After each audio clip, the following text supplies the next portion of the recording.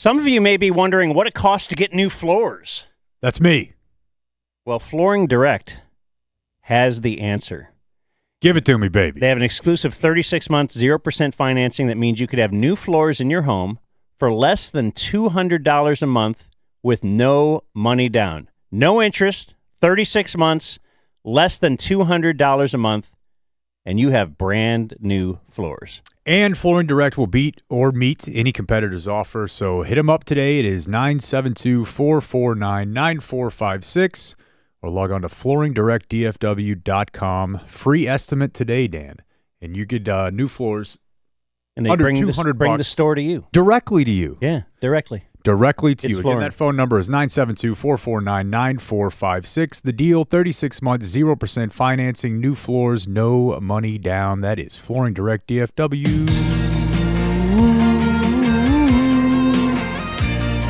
they have a special website just for us? Did you already say it? FlooringDirectDFW.com/DZ. Yo, what's up? It's Shoddy.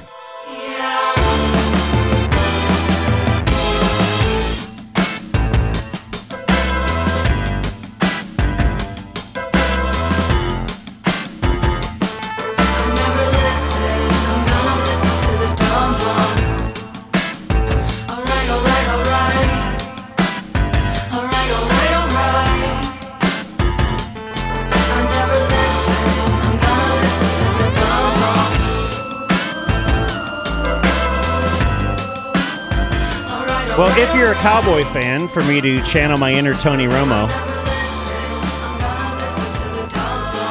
that wasn't a good time yesterday.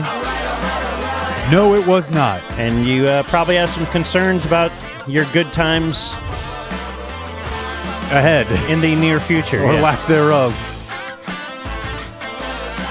Yeah, there's 3 or 4 days like this throughout the year as a sports fan, right? Where you wake up and you're like, boy, it doesn't feel like we just lost one.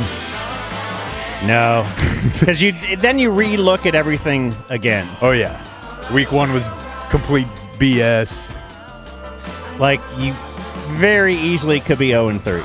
Yeah. See Russ last night, sub 200, Right, 50% completion rating. The thing you can't do is look, squint, and go, that could be easily 3-0. You can't do that. It wasn't 3 games that were kind of on the edge. It was one that you just got spanked, and it was by a team that also just got drilled last week by an actual contender. So, like, where do you fit in the contender world?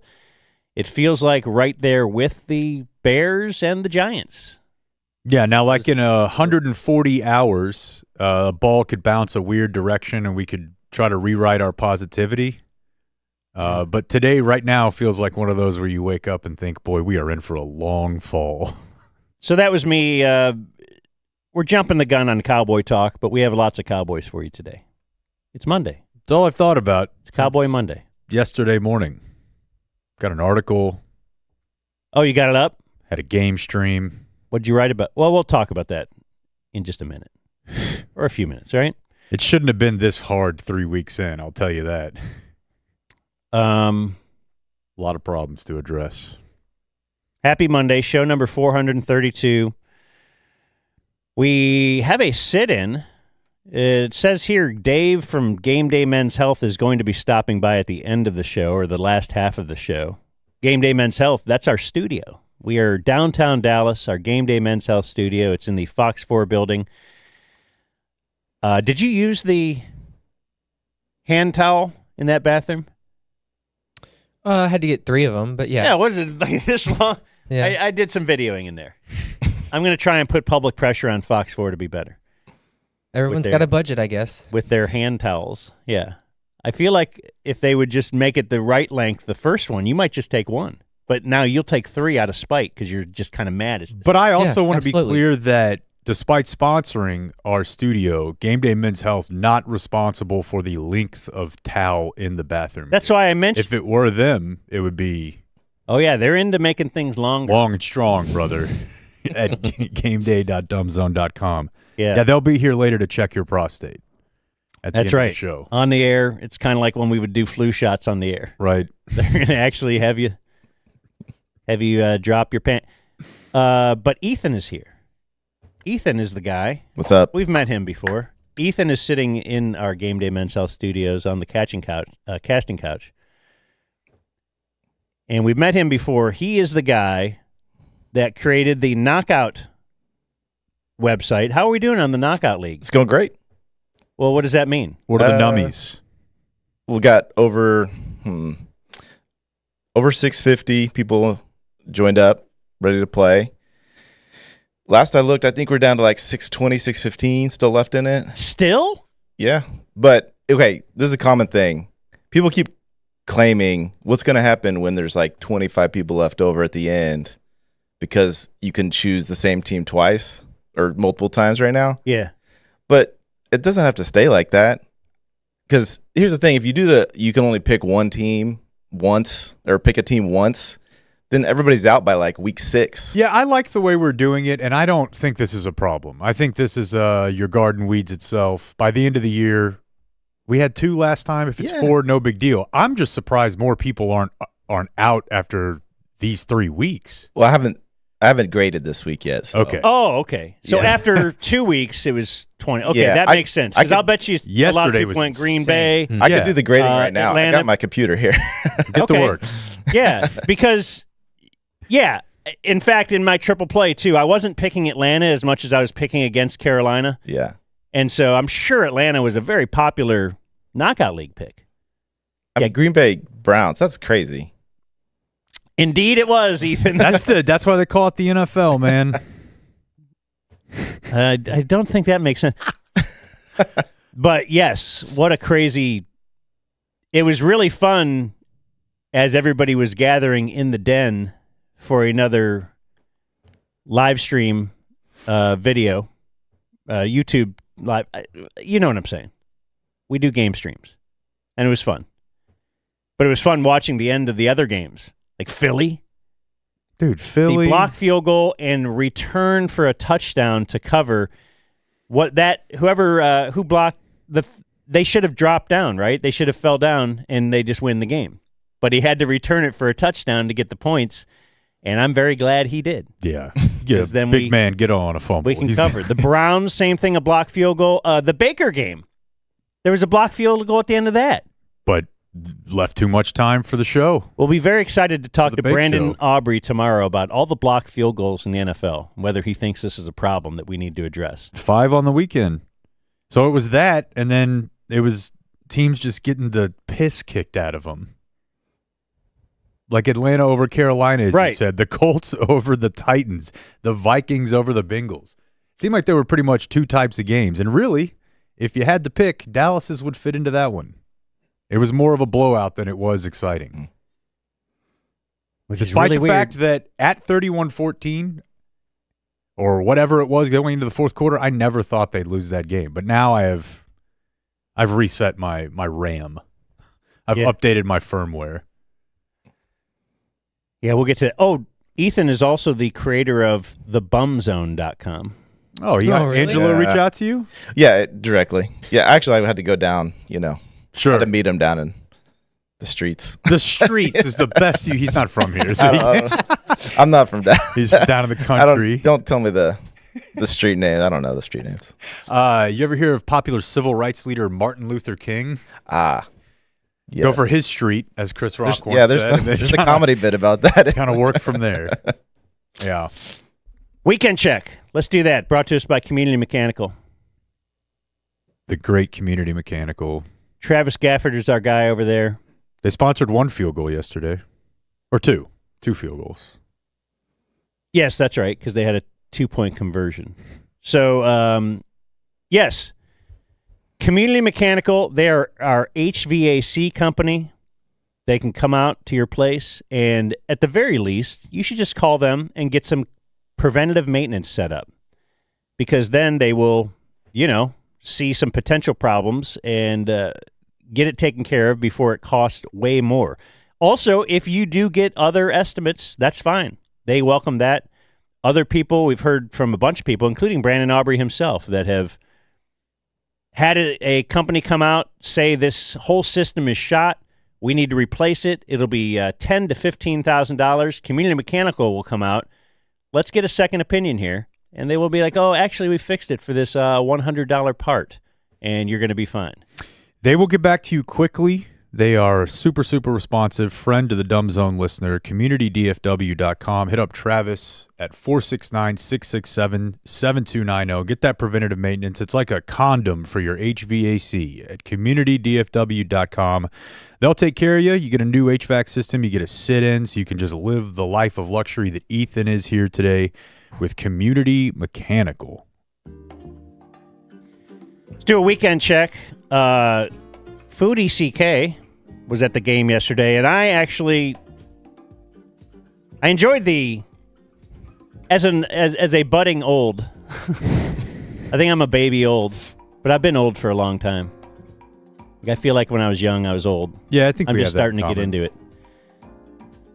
But I enjoyed the 3:25 game, and then everybody's out of the house at 7 or whatever, and now I'm cleaning up. I cleaned up everything and got to actually watch some Sunday Night Football.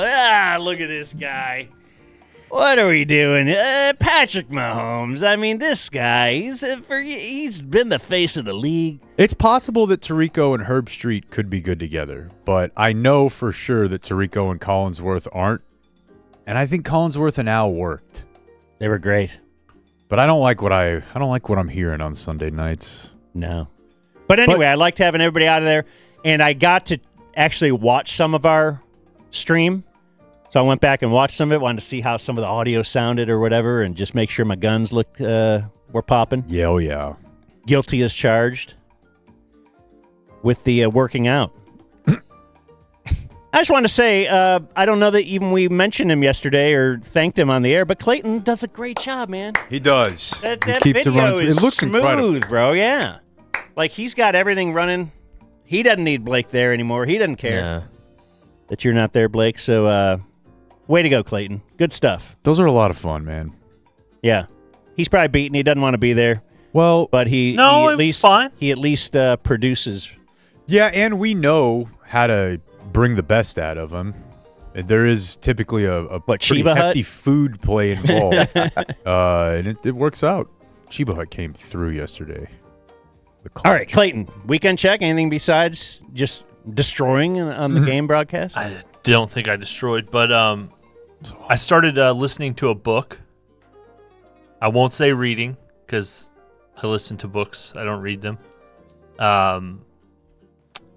And I must say that Jake was spot on with his Fort Bragg Cartel recommendation. It is amazing. I'm about 3/4 of the way through. Damn, dude. And, is it brand new? The narrator is 3/4 of the way through. Is it brand new, though? Because in the I last, think it's only available in hardcover for like $27. It's in the last couple months, but do I want to do that? I guess it's probably how you thought of me or Blake whenever you first met us or whatever. And that's not a shot at Clayton. Just his family situation is the same as mine was relative to yours when I was 20. Well, he thought I was gay. He so did there's think probably a little bit of difference. He really, for a long time. I used to think that. But just to blow through 3/4 of a book in a weekend, that just sounds magical. He probably had like a little robe on, a little drink with a No, I had another blessing. Ordered some late night Taco Bell, 3 double-deckers. They sent 6. Wow! Whoa, what a treat. That's a complication of math there. Yeah, that's like getting 12 deckers. Yeah, just plowed through some listening. My weekend check. Really not much besides prepping for the game, getting ready, but a little nice little Saturday, but this was part of prepping for the game. Oh, I should mention, we missed, we didn't do celebrity birthdays yesterday, but I do keep it updated. Mm-hmm.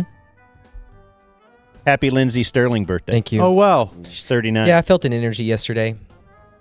I hope everyone found their inner gold. But I went on a journey Saturday to IKEA. You can get some steps in that place. IKEA is not, it's not just I'll just stop by. It's like this big thing. It's like a big, used to do it when the kids were real little because they got a little playroom there or whatever. And it's awesome. It's awesome to drop your kids off at the front there. You go walking through IKEA, full of young couples, pregnant ladies, and it just gave me memories because that's how we outfitted the kids' rooms for sure. It's great. But I wanted to get, because we have these old boxes that I use so people can put their Lone Star beer on during the game streams. So I thought, you know what? I'm going to buy a couple of tables. Cheap tables. Don't get mad at me. But bought a couple of little tables. But it's when you're at IKEA, whoever you start with. Have you done IKEA? Has everybody done IKEA? Yeah. Everybody know what I'm talking about? Mm-hmm. Like, it's this giant warehouse, and they have arrows on the floor, like just directs you through. Yeah. The 40 sections of everything you could buy for your house. I didn't like that the first time I went there. Felt very un-American to me. I love it because then it gets you back on track. Like, you don't get lost. Keep going that way for the arrow, the way the arrow's pointing. And you're Communist. You're going to somehow get to the end. Yeah. Otherwise, you're in a corn maze. You would never know where you are. Because they have, it's the bedroom room, but that's actually they're not selling bedroom stuff there. They're just selling the towels or something.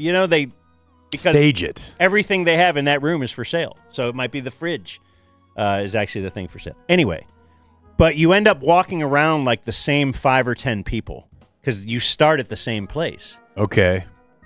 And so I'm walking with a guy and his girl, but he is a black guy wearing a Drew Bledsoe New England jersey. Wow.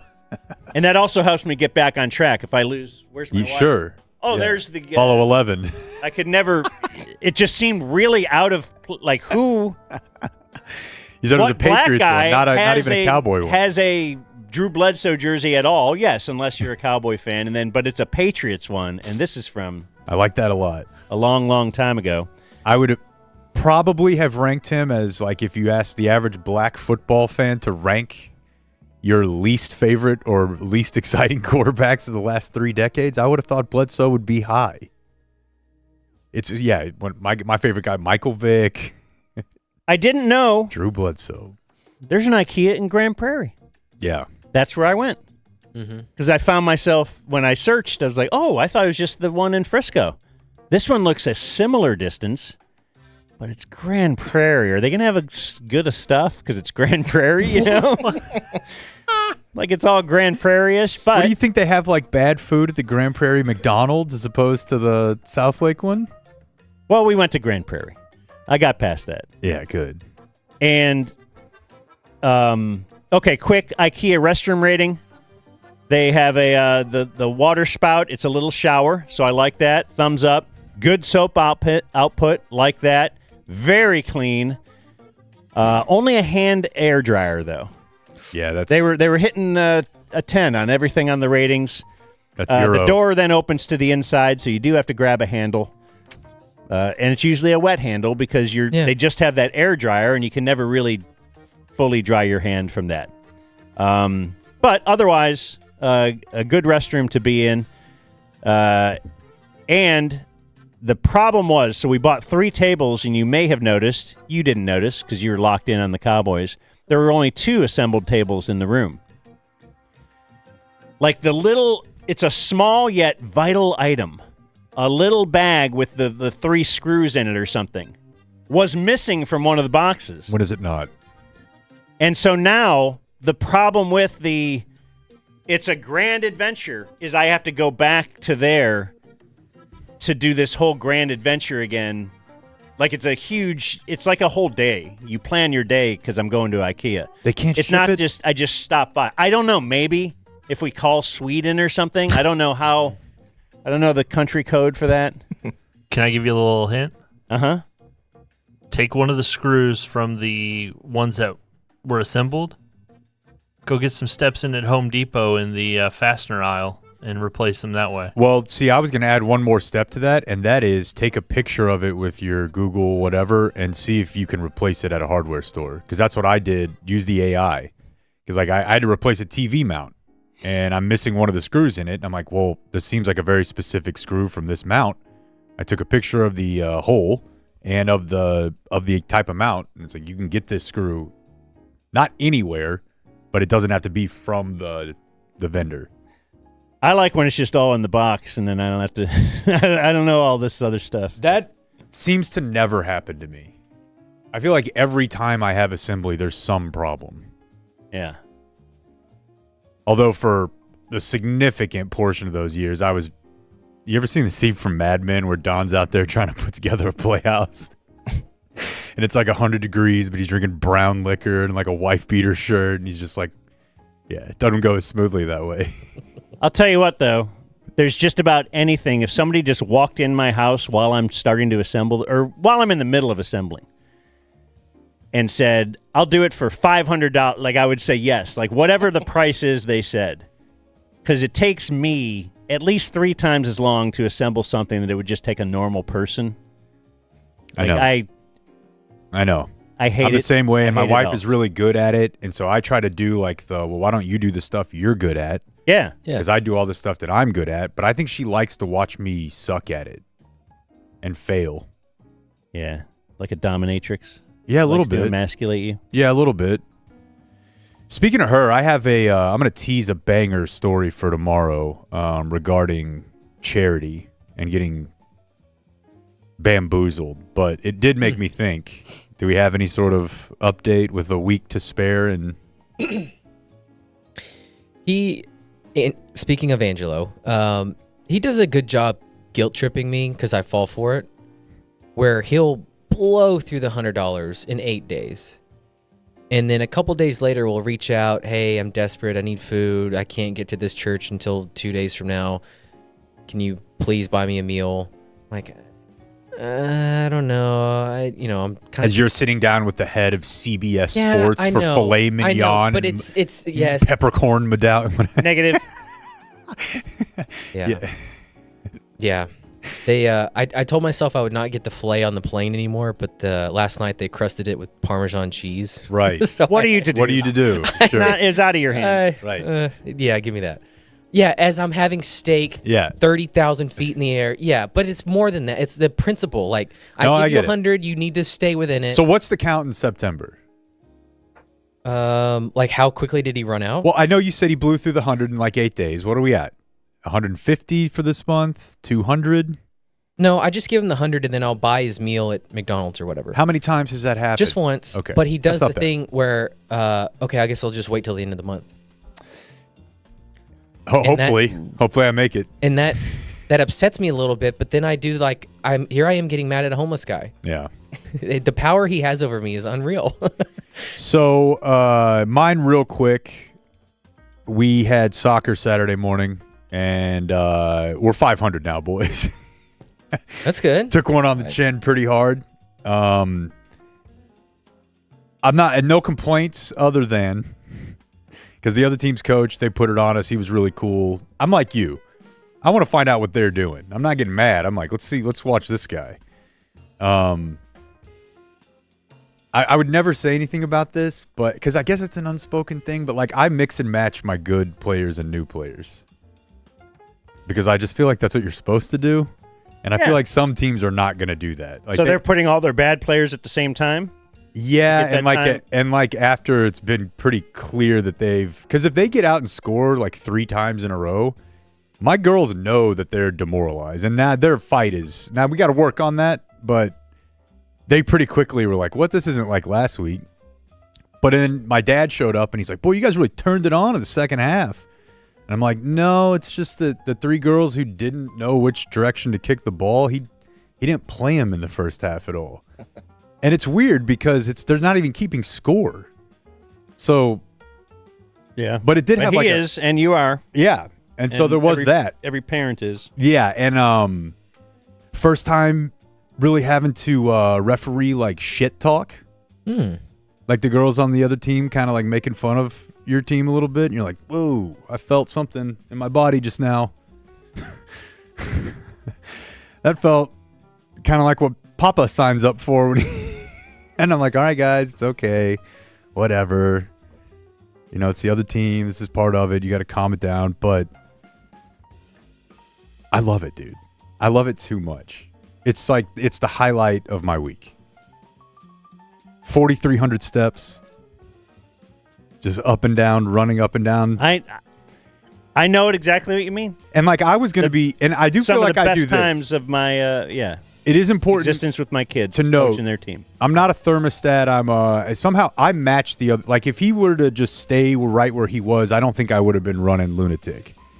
But he's like down on our side, for corner kick or whatever. He's running, and I'm like, well, fuck it, I don't. Yeah. So I look crazy, but I'm trying to only look crazy if the other coach also looks crazy. But that's pretty much the highlight of my weekend at this point. It's that then I think about it all day. Like, what did we do wrong? Girl's off to play. She doesn't think about it twice afterward. Right. That's the thing. But for me, yeah. And then from there, dude, it was just straight up an incredible football weekend. There was so much good college football on Saturday. I'm wondering how you take that in now. So real quick, with like soccer's not your main sport. I mean, you don't really sit down to watch it or anything. No, but right? it would be. This is not. Yeah. But my thing is like, if one day Carter does get into football, and you find yourself in that same situation, you're going to explode. I may need to be preemptively removed from that dynamic. Because girls trash talk, okay, it's a little different, but if it's boys and it's a sport I don't know. You may be too wild for that. Yeah, maybe not. Maybe not during this time. I don't know. I was pretty fired up, but I'm also proud of myself for not being like I see guys out there like talking trash to each other, like coaches and stuff. That's wild. And kind of getting chirpy and talking to coaches or their kids are a little bit older, but they're all they're kids still. I don't think I have that in me. But dude, yeah, football like Saturday. What do you do now? Like that OU Auburn game was incredible. So our plane was delayed because of the cyber attack or whatever happened Saturday. Did y'all hear about the mess at the airport? No. Mm-mm. Well, depending on what you read. Ethan, did you see anything? No, Okay. that's it. Well, like hundreds, thousands, I don't know. But a ton of planes were delayed or grounded because air traffic control lost communication with the planes. Nobody grounded the Bears passing attack yet. Nice. So that put us behind. So that put the charter way behind. And I don't know if there's anything behind this, but I swear any travel I've been a part of with any team, if the plane is off by 1 second, the team will not play well. You did text me that. Mm. You told me my Bears pick is looking good. So when did you get to Chicago? So we were supposed to leave Dallas at 1:30. I think we left closer to 3:30. So we got into Chicago about 8 o'clock. What does everybody do for 2 hours? We sat in our cars. Damn. And so you asked how I took in college football. I just listened to the radio. I had Dave and Hank doing North Texas, and I had the Iron Skillet, Brian and the gang listening to TCU. So I just flipped back between those two. What are the players doing? Do they just There's wait your car? to tell them to show up or something? No, some of them left to go somewhere and come back, but there was just 100 of us in cars sitting in the parking lot. So that You didn't hop in Brandon's car? No, Grab the aux cord? no, I'm trying to leave him alone. I am fascinated by moments like that, though. That's why I'm drilling down on this. Like the idea that you can make $60 million a year, but when things go a certain way, you have to sit in the same beaten circumstance Blake does and his car next to you. Yeah. Like, I just don't imagine those guys ever being inconvenienced like that. Yeah, so when we got there, they said the plane's not here yet. It'll be 45 minutes, which turned into another 45 minutes, and it just derailed everything. But you're right. It's all, let's just sit and wait. So then we got into Chicago, and we ping were pong tables out on the tarmac or something. No, I didn't see any of that. I knew better this time. I did not grab a Jersey Mike's on the way out. No harsh looks there. Good. We land in Chicago, and we pull up the map, and the hotel's like 20-something miles away, and it says an hour and a half to get there because it's Chicago traffic. Like, well, this sucks.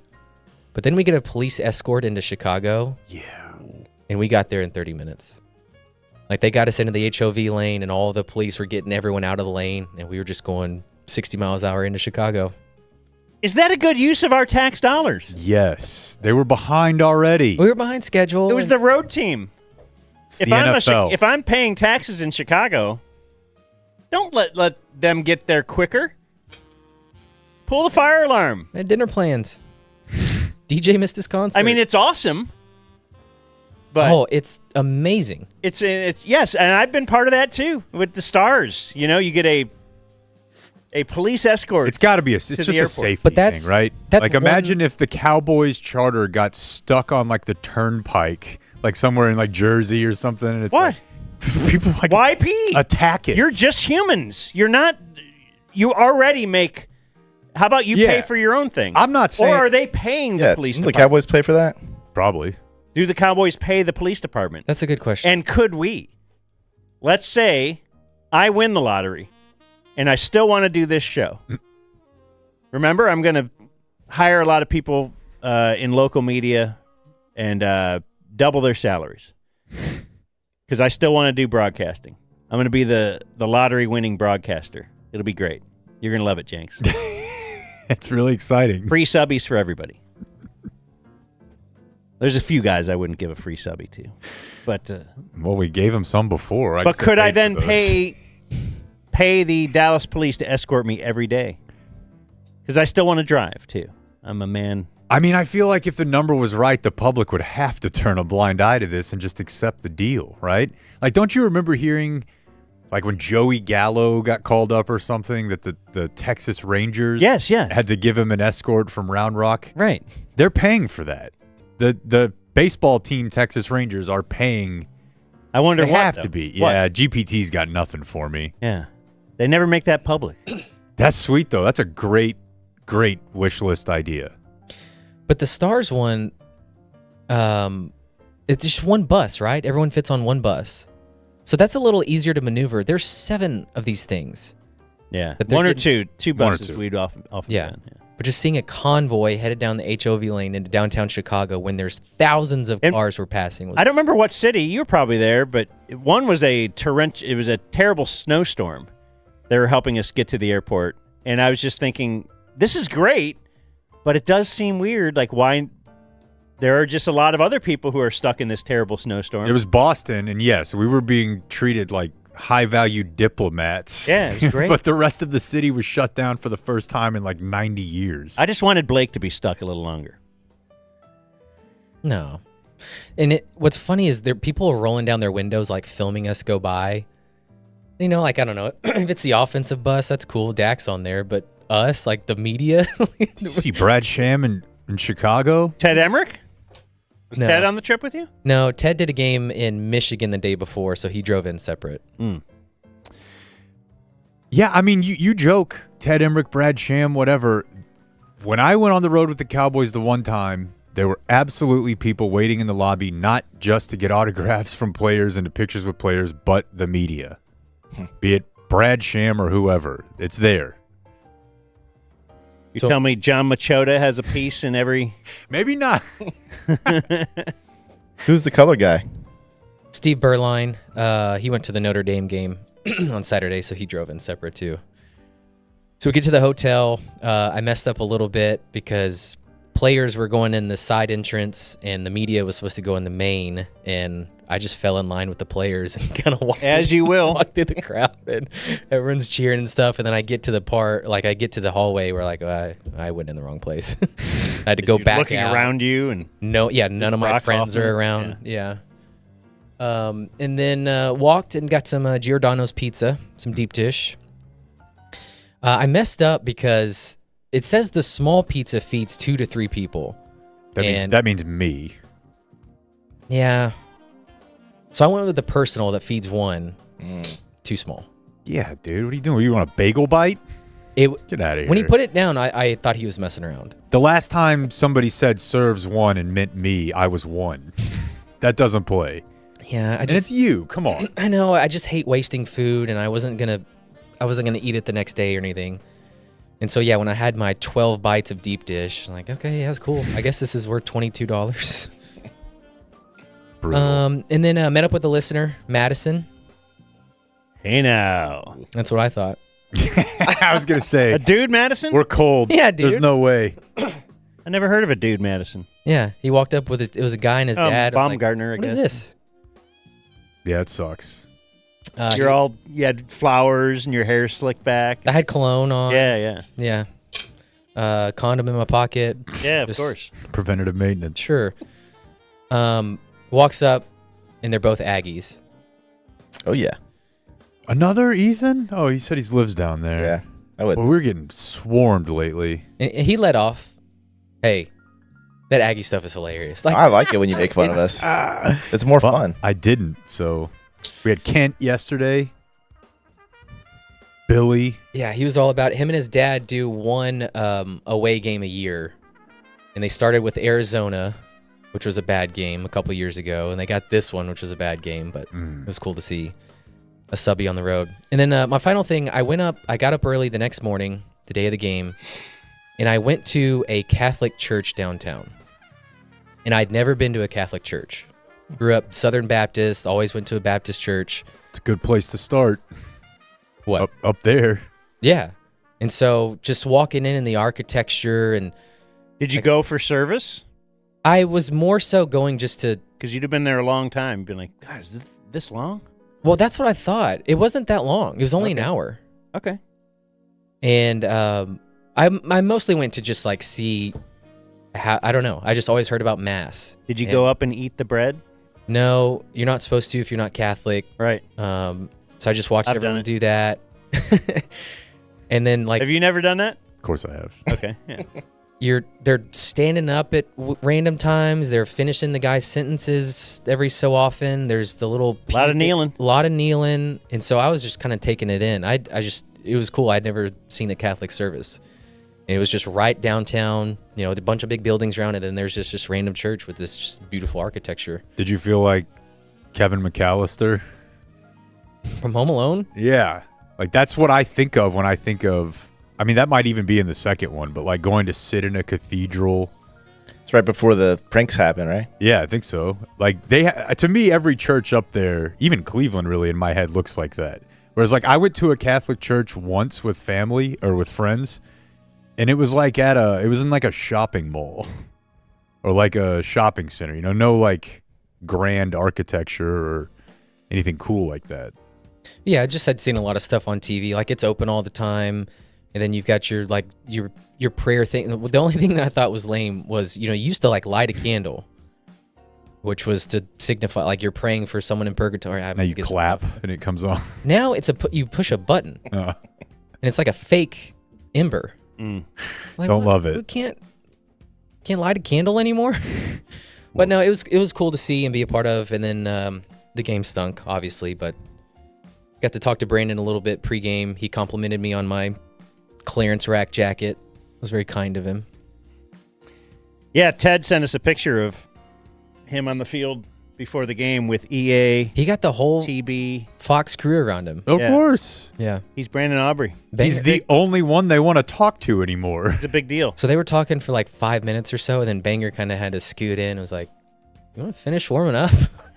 Got him out. So of it. awkward. He had to have his buddy save him. When your friend gets like picked up by the cooler friend group. Mm-hmm. So Brandon, clearly he's the best at his position in the NFL. What are the other positions and the rankings? Like CD, you could probably argue certainly top 5 Very much so. at his position, if not higher. Left guard, You think left guard best Pretty in the NFL? Pretty good. top 5-ish. I don't know. But I'm not going with any of the rest of them, I don't think. Yeah. No, we have plenty of time for this. Yeah, we do. But Chicago's great. Did you go Okay. flash the portal to the other side of I the didn't world find or a whatever? portal. Okay. I didn't see a portal anywhere. See the Okay. bean? I've seen the Flick bean. it. Yeah. Did you see Empire? When I went up there with, Yeah, I would go to that Subway I tried, at 1 a.m. but I went to the bar. I went to the bar That'd be a good one. and met some. I met some Chicago police officers, and I was, I feel like they're way cooler up there. They're used to, hey, come on. So you're Come hammered? on. Yeah, I was out with a couple dudes from the Cowboys, and I just started talking to them about the Empire thing.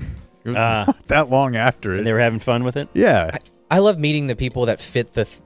Oh my your gosh, thought dude! The of- Chicago cops I met, they were central casting. So our spotter and statistician were two brothers from Chicago. Oh my Deep God. Chicago. Are they very like the SNL skit? Kinda Mustaches, just- they're big. Yeah, just their inflection, their accent. It was just very Chicago. And so he was trying to tell us about this private bathroom for the media, because we were on the opposite side of the press box. Like, we are in kind of the stands. Like, our room is like right in the concourse.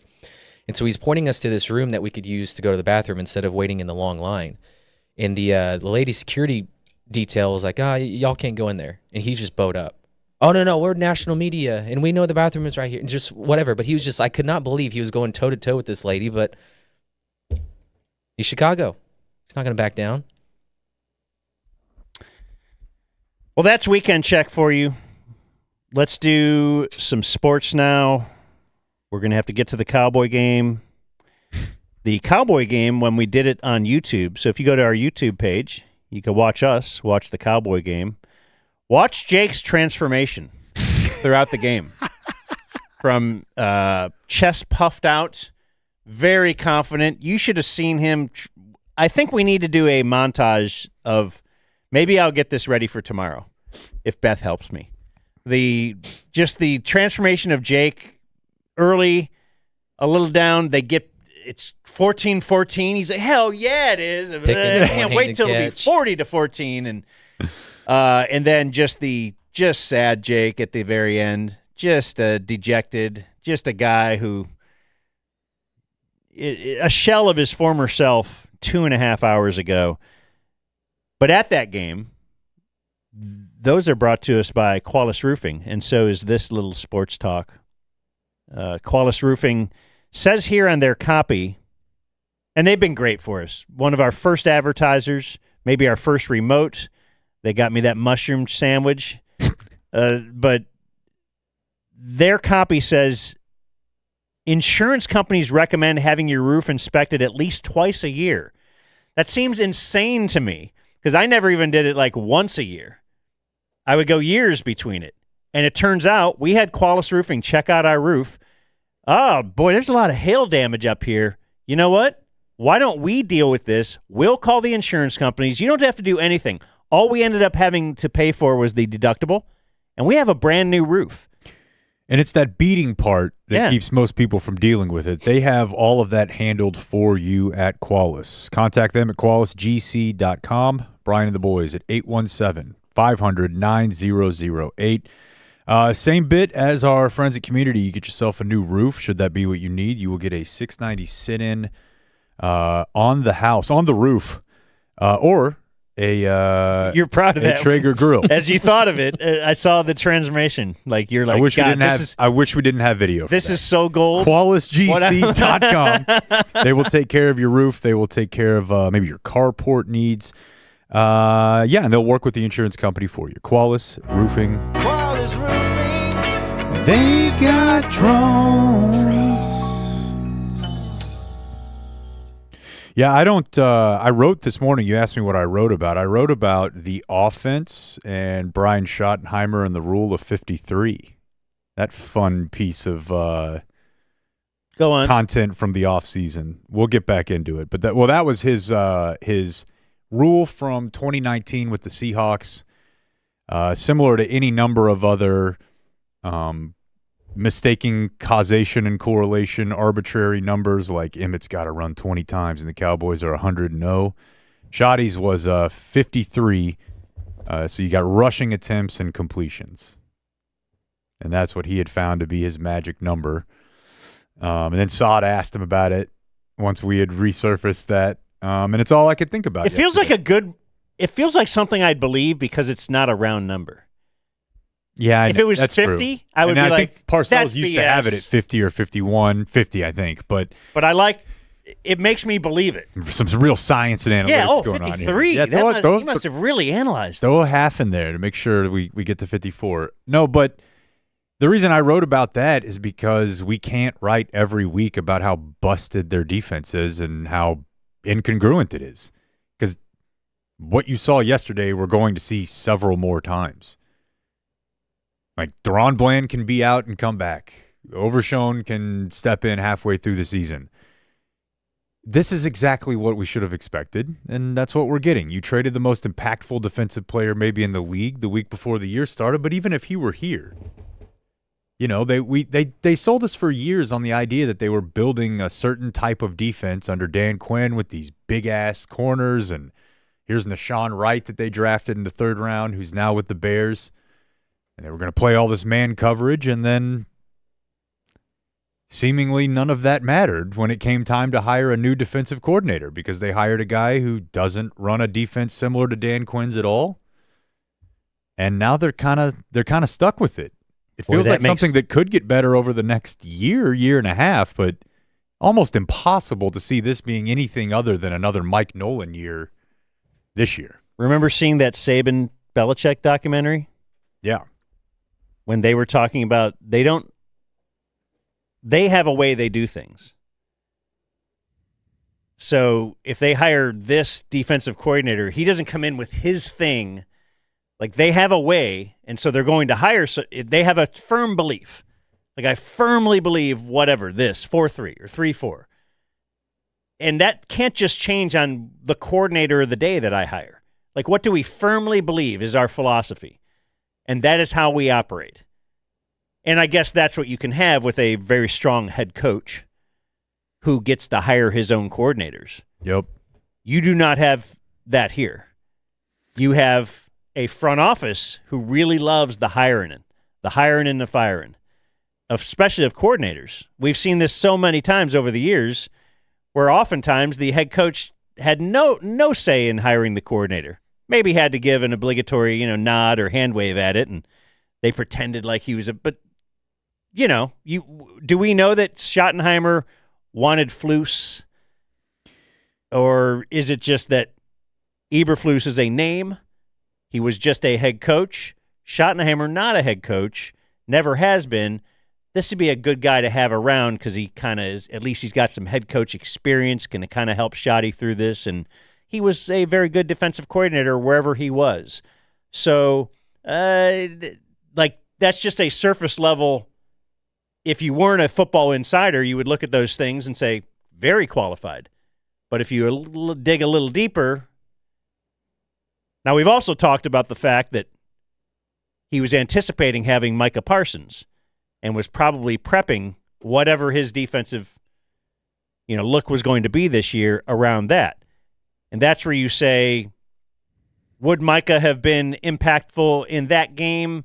Would this be the same with Micah? I would say it's not necessarily the same with Micah, just because Micah, when he came in, because he came into a Mike Nolan defense, didn't he?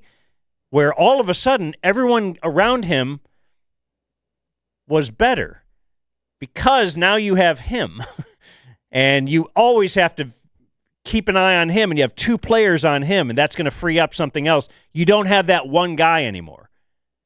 And that has to have an impact. It's just a trickle-down impact on the rest of the players. Yeah, it definitely does. No matter what defense you're running, it has a huge trickle-down effect. But to go back to the Flus head coaching thing, I think that's a good point because I think it's pretty likely that the most important thing about Matt Eberflus to Jerry Jones was that he had been a head coach because he knows he's hiring a first-time head coach in Schottenheimer. He's also going to have him call plays. So they had to, in Jerry's mind, get someone else, worst case scenario, to handhold for Schottenheimer. But the problem is, I genuinely don't believe that Jerry stopped and thought beyond that, or anybody, and thought, this guy might not work with what we have in-house at all. We've got a pretty specific thing going here that Dan Quinn liked. And, I sometimes think that it's a little bit overplayed, the whole, you hear this in the draft season a lot, oh, he's a man corner. This guy's a zone corner. And I'm like, there's a little bit of this is football. They're going to make you do both. You're going to have to press. Some guys are better at this than others. But there definitely was an identity they had been building towards. And I wonder how much the Cowboys even really thought about that. I know that sounds basic. But I think they most likely thought, well, we know Flus. He's coached here before. We trust him. He is a name. He's not a bad coordinator. Roll him in here. And I'm not an insider by any means, but it's very hard for me to come away from yesterday feeling like those guys on the defensive side are texting each other last night and this morning being like, I know we got this. I know we can do it. He's right. This plan will work. Let's stick with it. I feel like it's much more likely that they're all already way checked out. You're talking about players buy-in. Players buy-in on the defensive side of the ball and being like, there's no shot we can turn this triage unit into passable by December, so let's just F off now and be done with it. It doesn't feel like this is coming around to me. Something we didn't think about in this week leading up, because a lot of the thought was, okay, here's our defensive coordinator knows that team. He will kind of know about Caleb Williams. He will know the little tricks. He will know how to stop that team because he knows a lot about that team. We never thought about their head coach knows this guy who was their defensive coordinator, or is now our, because their head coach has faced him plenty of times and been very successful. He's faced him plenty of times, and he still knows guys who played for him, which is why I thought this answer about the flea flicker was very interesting. We have gadgets up every week. I give the staff a lot of credit. They're going through and they're watching the tape and finding out things that may or may not fit from whether it was Dallas this year or some of the stuff we're watching of Chicago's defense from yesteryear. So that was really a staff find, and like I said, we worked it all week and felt really comfortable calling it this week. Yeah, I didn't have that in the cards. I didn't have. Well, actually, we hired a guy that people are so excited to exploit that when his old team plays him, they're like, dude, you've got to run this flea flicker on him. He can't stop it. I thought the first report from the broadcast was interesting. Now, I went and found this, rewatching the game. It's very funny to listen to what we're about to play after you know the outcome of the game. Speaking of the Dallas team, they have a coach that's very familiar with the Bears, don't they, Aaron Andrews? That felt intentional to me, by the way, as we claim responsibility for every whim in the media that blows. Saying out Aaron Andrews. The Dallas team, they have a coach that's very familiar with the Bears, don't they, Aaron Andrews? Absolutely, Ken. Defensive coordinator for the Cowboys, Matt Eberflus, returning to Chicago, where, of course, he was the head coach here for almost 3 years. He told us this week, I'm grateful for my time here, but he also said there was a good amount of hallway talk this week. The defensive coaches meeting with the offensive coaches. Eberflus saying, I have a lot of knowledge about this team. I know their strengths, their weaknesses. I know how to cover them, and I shared that. Kevin, he also spent time last year in quarterback and offensive meetings with Caleb Williams, so it'll be very interesting to see how this firsthand knowledge pays off. Yeah, no, It will be very interesting. How it pays That stuff off. sounds great. Yeah, it does. It really does. Boy, that's fun to listen to after the fact. So not only did he not provide a whole lot of insights on how to slow down Caleb Williams, there's a stake Looney Tunes style hung around his neck over there, and they just can't wait to uncork deep shots on him really all day. All day. You know what? Go back and watch the stream. The first 3 and out, the Bears go 3 and out on their first possession. The first throw, Caleb just missed. There was somebody wide open Oh, for he a sailed it. Yeah. deep out, and you're like, oh, We were boy. making fun of Caleb. Right, but Is right that when then- somebody called Caleb by Dak? You like that? Kinda. Yeah. It just seemed to fit. I don't know if that was then or later, but it does seem to fit. But that was not a 3 and out because Right. the Cowboys did anything. They did not execute, Yeah. and it turns out he would not be that inaccurate all game. That was his first career game with no sack. He did not get sacked once. Got to scheme And- up the pressure, right? That's what we were told. Well, that's the problem here, is that they can't. That's where my thing on Micah is he's a planet. He has gravity. Everything revolves around Micah, and the players around Micah. Sam Williams looks way better when Micah's on the other side. Dude, that guy has money flying out of his pockets right now. Yeah. Micah Parsons, again, can't do everything, but you saw what happened to the Cowboys defense the year he showed up. They didn't revamp the whole defense. They did quite a bit, but, they had a lot of the same players too. And Micah Parsons showed up, and all of a sudden. Yeah, and let's not overrate some of the other stuff they did. I mean, they went with like Malik Hooker and guys like that. They had Micah. Let's just say it. They had Micah, and that's what changed their defense, and now they don't. Right, their game is to sign your Malik Hookers. Sure. To fill out. And Kyer Elam and a number of other guys who don't really look like NFL players right now. But what are you going to do? This is why I wrote about the offense. Because this is not going anywhere. Look at the schedule and look at the back half of the quarterbacks they play. We may be setting some records if things don't change. And that's why, as much as I love to see Javonte Williams grinding it out and getting 6-7 yards a carry, 11 play, 13 play drives, and they take a field goal, that can't be the MO anymore. Well, I want to talk about their identity. First, fairlease.org. Great. You could buy a car right now, wherever you are. You could shop for a car. You don't have to go to dealership to dealership. I'm in prison. It is, well, yeah, if you can get a phone, get a burner phone and go to fairlease.org. Okay. They'll even deliver it to you. Now, I don't know how they're going to get it in there, but it'll be out there waiting for you when you get out. That's fair. But they're awesome to deal with. We mentioned Community Mechanical before. They have also contacted fairlease.org. They had their fleet of vehicles leased through Fairlease. They actually had vehicles that were leasing through D&M. Fairlease bought it out. The price was so good. Just check it out yourself. If you are currently leasing, why not just call Fairlease or check them out online, fairlease.org, and by all means, mention the Dumb Zone. They got a little drop-down thingy. You know how computers work, right? Yeah. Websites. I'm going to click. How about websites, bro? Aren't they great? More and more every day. You can do so much with a website.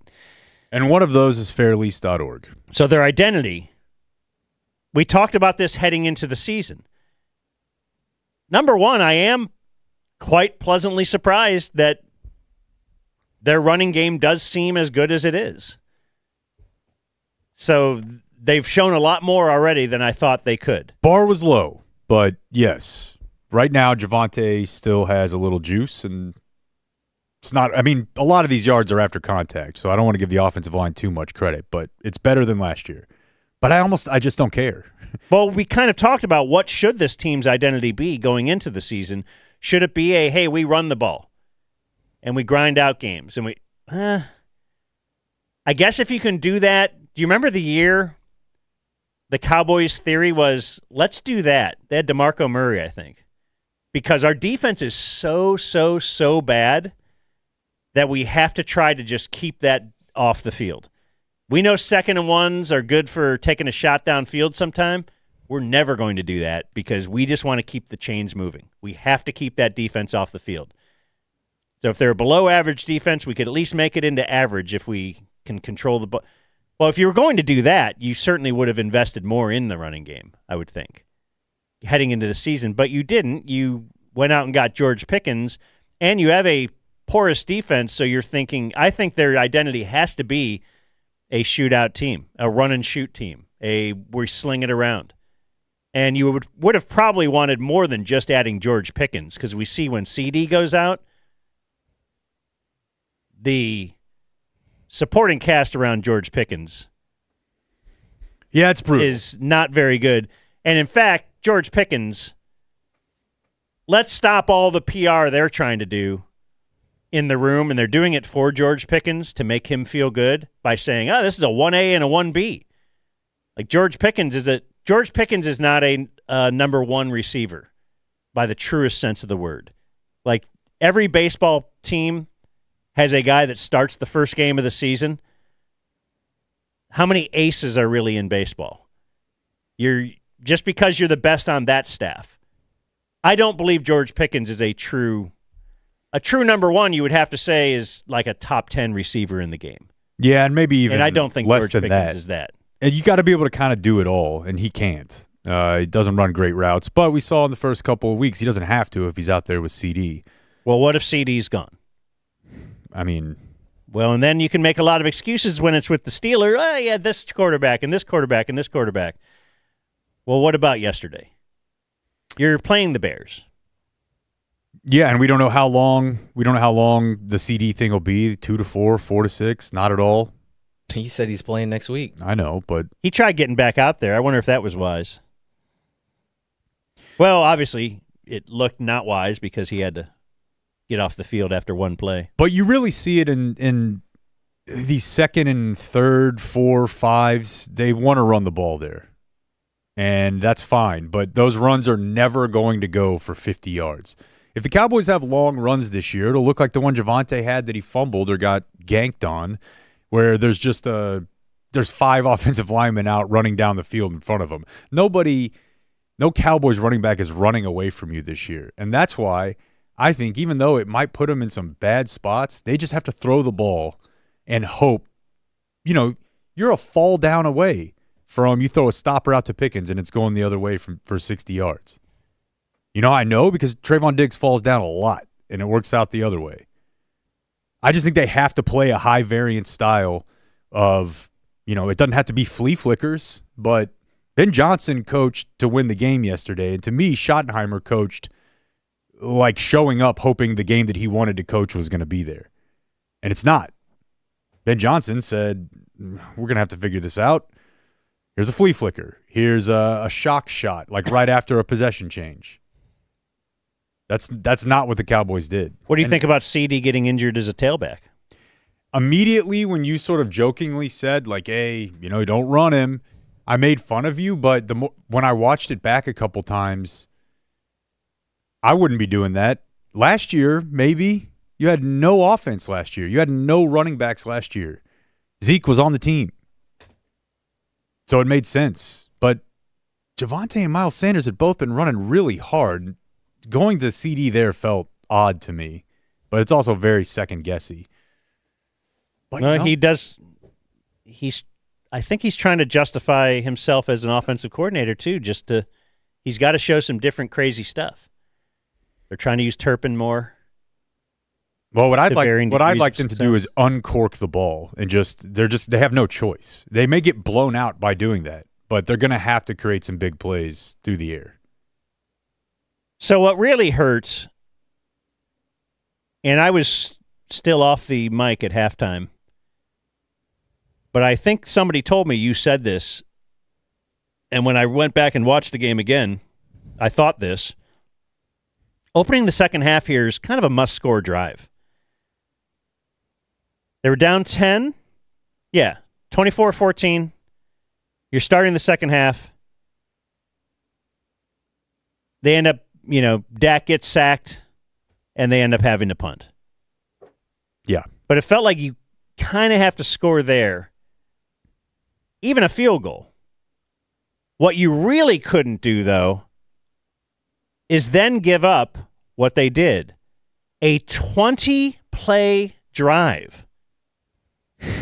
I believe the longest in the NFL this year, which included, and remember what we were going to fix when we did trade Micah Parsons. It might hurt us in this one area, but it's going to improve this other area, which included 11 straight running plays. They ate 9:54 off the clock, basically to the very end of the third quarter.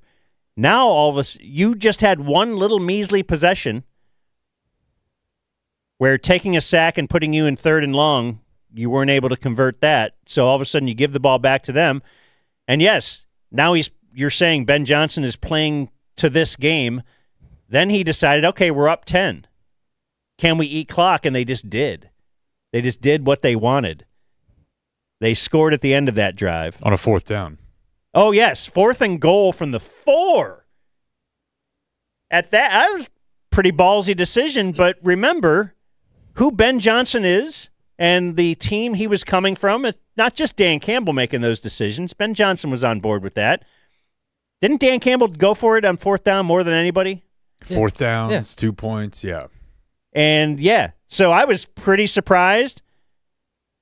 But also the effect was what he wanted. Boy, if we can fire a touchdown in right here, that might make them feel like the game is over, and that is the way I felt at the end of the third quarter. Because now you started the second half down 10 with the ball, and I thought this is a must-score possession. Now, and you were down 10. Now you're starting the fourth quarter down 17 with the ball. Yeah, I don't know if you run 19 plays to the 4 and kick anyway, but then a field goal, it's still a 2-possession game. So while he may be on the aggressive side, I thought that was pretty standard from him. Yeah. I don't know that Shoddy does it. Well, the good I thing don't about know that if- drive is that Hell, Tom Brady said he wouldn't do it. Oh, really? Yeah. the run defense was able to get their name on the the debit for the week. Like, if you up to that point, you're like, boy, at least they hadn't been killing us on the ground. Then here's one drive where they just put it all in one 10-minute section. They didn't do anything well. Who would you say who's your Cowboy MVP? Javonte played pretty well. Well, he also I don't know. Man. So I never saw the TV copy of that. Was that clean? Oh, yeah, he just pulled it out of his hand. Yes, but And then what, you're saying he might have not had 2 feet down? he definitely did. But it wasn't as I thought it was pretty close, and I wasn't even sure what the rule was. 1 or 2 feet. I mean, it's not a pass. Right. But either way, he had 2, but it was really close. But I was just going to say there's really nothing Javonte could have done about that. It's one of the cleanest strips I've ever seen, and just the timing worked out. But yes, can you be player of the game if you have even one of those? And Dak had great numbers, but those are very misleading. There was a lot, and that's what I worried. And then Dak's the next drive we were talking about in the fourth quarter, that's Dak, very good pass to George Pickens, off his hands, and it's intercepted. And now you're really dejected. George Pickens did I would like to count these. Maybe you can tell me throughout the year. The performative helmet slam on the sideline, because somebody else did it in the first half. I think it was a defensive player. Maybe it was Trayvon after he fell down. I can't recall. I think that's right. But someone did the helmet slam, and, we're going to be able to – Coach loves that. Jerry loves that because, look, these guys, they play with passion. They're not just giving up. They really care, and that's the problem. The only time you say that about teams is when you're the losing team. I didn't give up. Well, you don't say the winning team didn't give up because you don't care if they did give up because they won the game. But that's the cry of the loser is they didn't give up, and I predict that's going to be something you hear a lot this year. Until they give up. Until they do give up, and will Blake's prediction of a new coach by Thanksgiving come true? It's absurd. It probably is absurd, and it's kind of the predicament that they found themselves in after the Green Bay game in the playoffs a couple years ago, where it was like, you know what, they should get rid of McCarthy. Yeah, but if they did, they have to elevate Dan Quinn, and his defense is the one that really got them in this huge hole. Does that feel weird as well? Because the one guy in your staff with head coaching experience, if we are to fast forward here to replacing Shoddy talk, come on, which seems a little silly because I don't think that will happen. Let's judge Dak and Shoddy, though. Once you get the ball back again, the defense does get a stop because the Bears are now up 17. They're not going to take too many big risks. So the defense gets them the ball back with 5:22 left in the fourth. Well, you got the ball back before that, but with 5:22 left in the fourth, you have a 1st and goal from the 5 after Montez Sweat just ran over Tyler Booker and lunges for Dak, ankle tackling him. Dak immediately crying to the ref like he does. I get it. I just only say that to make you mad. It works. Gets the roughing penalty. Then we go, okay, now, 5:22 fourth. You're down 17. This game's not over. This is the NFL.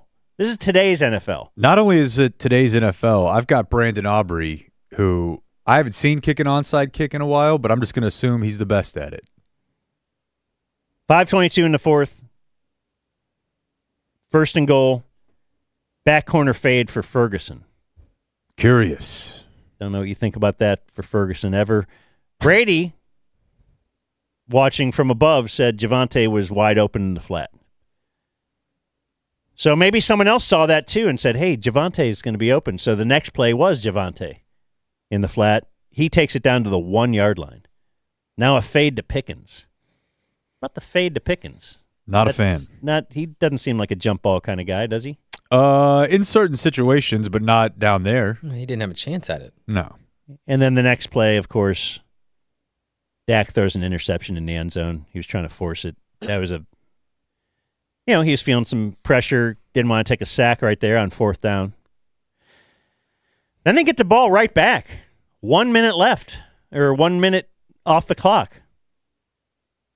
Same score, but they yanked Dak. Okay. 4:21 left in the game. This is not worth spending a bunch of time on, but this drove me insane. Why did you use all 3 of your timeouts if you're going to put Milton out there? Yeah. Well, and then they come out and throw a deep shot and hit it, and now we're running the ball. None of it made any sense. So just let the Brevin game in. I'm trying to go home. Of all people, Brevin Spanford got a reception. He takes it down to the 4. It got called back. My thought is, if they had scored right there and they get the ball back, do they put Dak back in? No. I don't know. If Milton led you down? Like, it didn't seem like Dak was the reason that they were not. No. I mean, I think the reason they did I mean, he did throw that interception in the end zone. I have no problem with them letting Milton play there, but don't call timeouts in the possession before. And waste everybody's time. Like, you're thinking you're getting the ball back. You're going to get the ball back with 4.5 minutes left. Take a couple shots. You've got this crazy kicker with an onside kick. It didn't make any sense to then put Milton out there and have him start uncorking deep balls. That felt, for everything you could say about Garrett and McCarthy, they weren't pulling that. It was weird. But the broadcast is pretty fired up about Milton. The guys who Look at this guy's arm. I don't think watched the preseason. But he did. He does throw it really hard, and it doesn't matter where you are. He does have a great arm. It just, there's a lot of weirdness. And it's okay, so let's talk culture, because that's what this guy's all about. The culture of extreme positivity. But do you feel like that this culture hurt them heading into this game because, and I heard Machota talking about the fact that he kind of thought that Giants game was just a pile of poo, but then he kind of got swept up in the, when he went to the locker room and there's so much positivity and we're giving Shoddy the game ball and you had Brandon Aubrey, like it just felt like, oh, this is something that you could build on. Hence, dare I say, a possibility of momentum will carry us forward. And then it's like, it wasn't really it wasn't thought of as this was such a lucky game and we're so fortunate to be 1-1. It was almost the feeling I was getting was we kind of should be 2-0. I mean, if CD doesn't make those drops in the first game, which I contend is the wrong way to think about that first game, because Philly, they absolutely play to win games and to the score. They seem like they do play these close games all the time against whoever it doesn't matter their opponent. They will play down to an opponent, they will play up to an opponent. But so I think if CD had caught some of those, I'll bet that final score is different. I'll bet you Philly could have turned it on and scored. You just don't know. No, I agree, and but I also think that about maybe if he's out there yesterday. So, look, they're not good right now, but I also wouldn't be surprised if they won Sunday, and then they get lucky Sunday and win, and then I just make sure we all don't freak out about that too, because I think there's a decent chance they get the breaks. There's a lot of emotion. It won't matter. There's not a chance they win Sunday. What? Guess the line. We were doing this yesterday during the game, and I think we were settling on like 5.5. It's in Dallas. That was They lost to the Browns, man. My first thought was Packers -6. Packers losing to the Browns. Spells bad news for Dallas, but I think so. Yeah. look, this is the NFL. It's Do we early in know? the season. We gotta have to act like we know the whole to the site season you through like. 3 games. But We do. right now. It's, I'm really. No. I'm with ready you. to define everything. by But the let's. first But three I think there's things we can talk about that are what they are, and things that might change. And I do think that in some of these games, because if they have Lamb and Pickens out there, they'll be able to stay in games by simply generating explosives.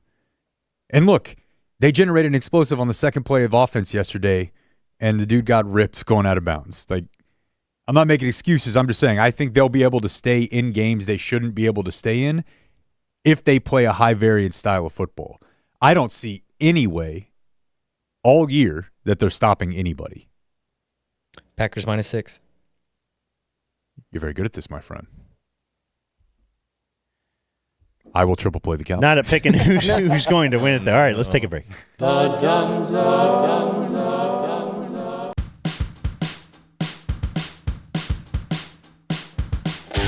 You're listening to The Dumb Zone.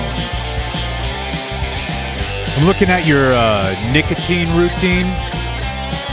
Slacking, dog. Level it up with Lucy. Lucy.co/dumbzone. Use promo code dumbzone. Get 20% off your first order and free shipping. 30-day refund policy if you happen to change your mind. If you're nuts. Lucy.co. Use promo code dumbzone. Get 20% off and free shipping. They have 12 milligram pouches. I hear that's a very popular option for Lucy customers. I'm an 8 milligram guy myself. I like the apple ice breakers that get you a little extra flavor and hydration in there, but the gum is great as well. 12's great, dude. 100% pure nicotine. Yeah. Check out Inject it. 12 times 2 during Cowboy Stream at lucy.co/dumbzone. Put it on subscribe. Just get your Lucy sent to you every month. Here comes the fine print. Lucy products are only for adults of legal age, and every order is age verified. Warning, this product contains nicotine. Nicotine is an addictive chemical. No. What other audio did we want to get into? But we can do some of it tomorrow, of course. Did you want to do any other game audio from Brady? TB? Yeah, here's the one from the sideline. This is after the Cowboys scored that touchdown. Oh, by the way, I should mention during the break, Dave, a different Dave. All the guys that own Game Day Men's Health are named Dave. This is Dave F. Army of Daves. Do you want to give your last name, or what are we doing here? Yeah, sure. It's Fraley. Dave Fraley from Game Day Men's Health. Plano? Where else? Plano, Louisville, and North Dallas. Okay. You own the 3 of those. That's correct. And you just hop back and forth from one place to the other. Pretty much. Okay, but Dave's in studio. He'll do some closing remarks with us. And can also chime in if you want on any Cowboys stuff. I don't know. Are you from here? Cowboy fan? I actually grew up in Canada. I'm a Niner fan, but I got knocked out of my survivor pool yesterday by picking the Cowboys. Oh, by picking the Cowboys. I mean, the Bears, they just got humiliated by 30 points. I didn't do it, but I did take the Cowboys over the Giants in my Week 2 survivor knockout, and that easily could have been a loss. So you're learning. You've moved here from a foreign land, and you've learned, do not pick the Cowboys. I mean, you have to pick them once, right? Yeah, well, if you're in a knockout league, it will end up being. Kids in the Hall, overrated or underrated? Underrated. What'd you ever make of Kids in the Hall? Very pro. You were? Yeah. I think it was just too. Love the movie, too. Is it good? I think so. I just remember the sketch show being on all the time, and I felt like I was used to SNL, I was used to bad TV, and I just couldn't quite. That's when I knew Canada was different. It just didn't make sense. Canada's way different. So Dave's like Ted Cruz. Isn't he from Canada? Move down here to Texas? No idea. Let's go to the broadcast. We go downstairs to EA. Kev, we're going to show you Brian Schottenheimer's reaction here after Dallas ties it up. And I got to tell you, I was standing right next to him. You could just feel this. And this is exactly what his quarterback, Dak. Weird laugh from Brady, by the way. He's kind of got, like, weirdo laugh all day. Yeah, you were into that, though, after they tied it up. You were like, yeah. Like, it was pretty badass. Feel this. And this is exactly what his quarterback, Dak Prescott, told us.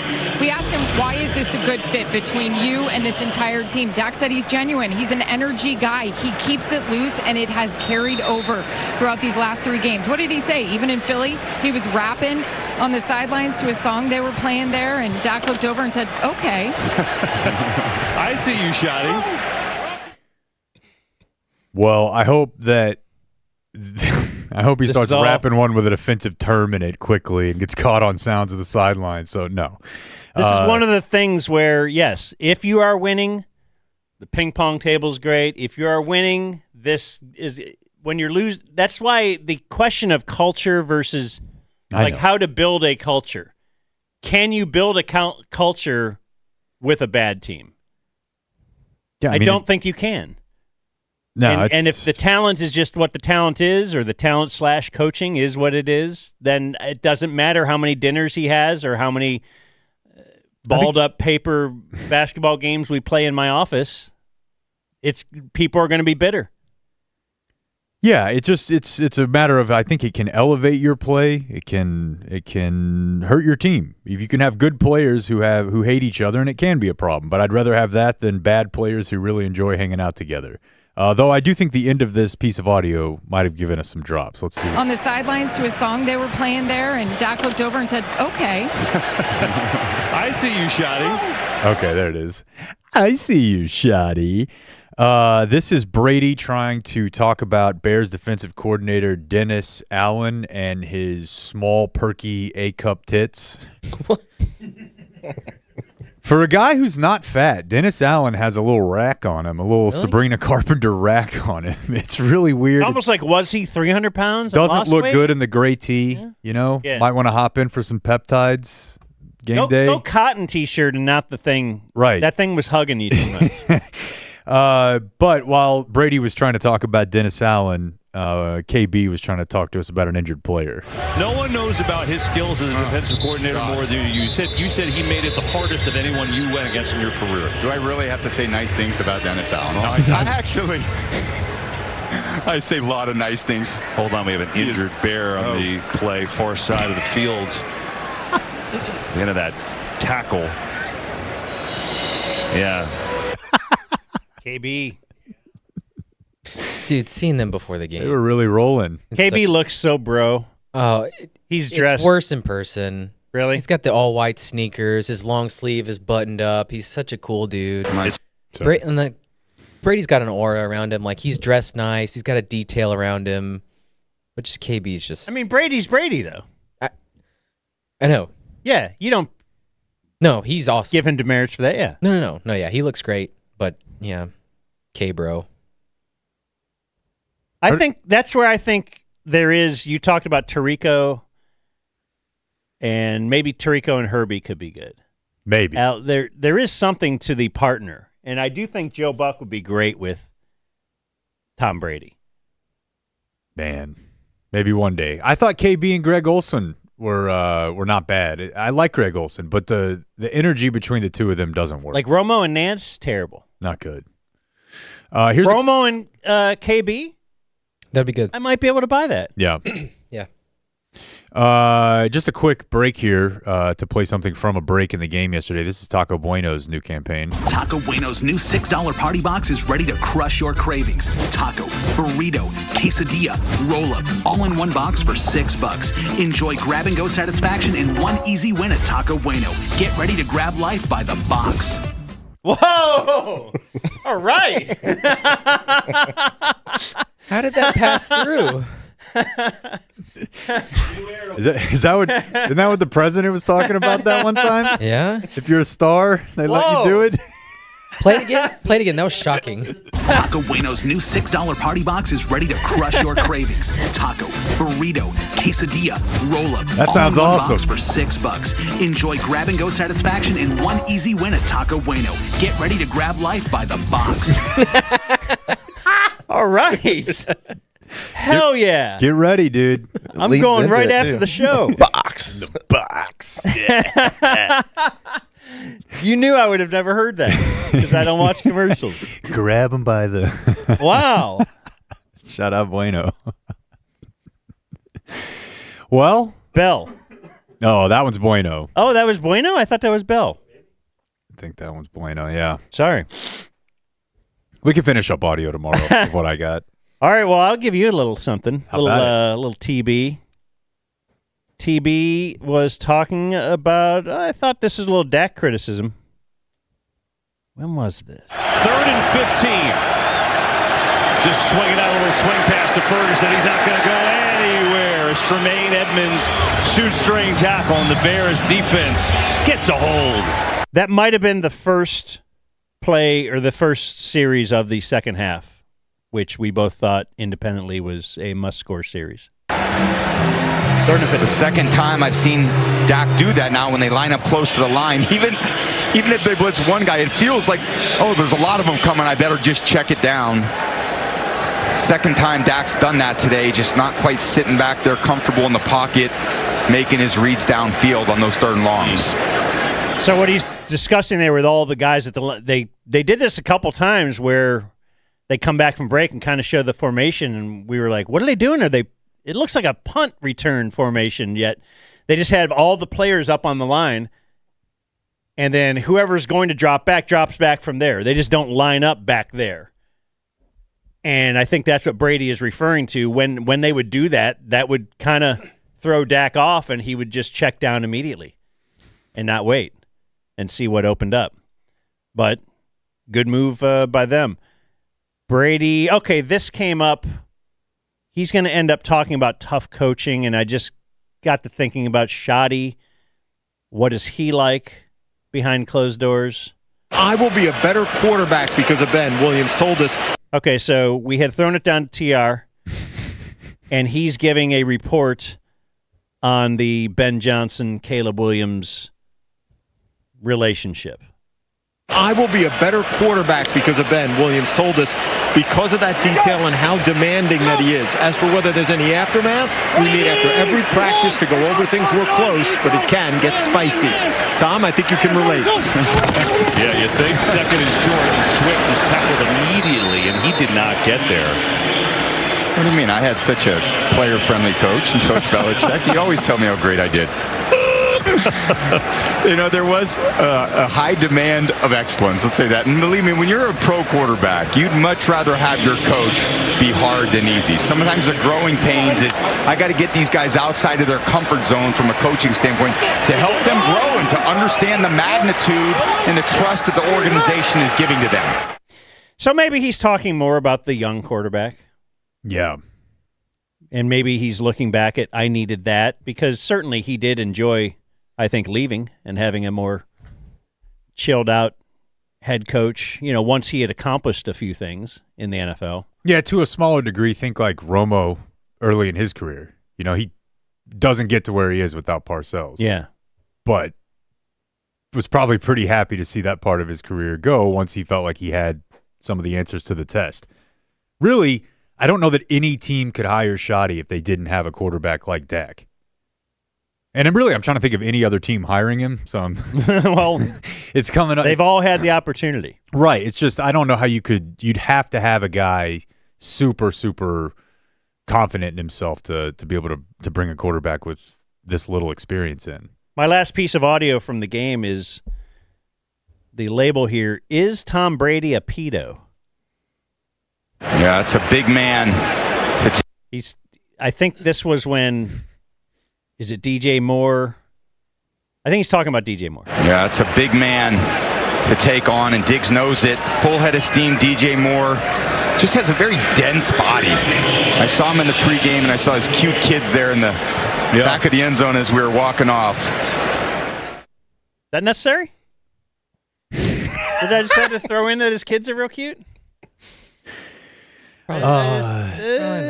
Just throwing it out there. Yeah, no, I mean, he made out with his son too. That's what I mean. Yeah. Because he made out with his son, and I know you love that.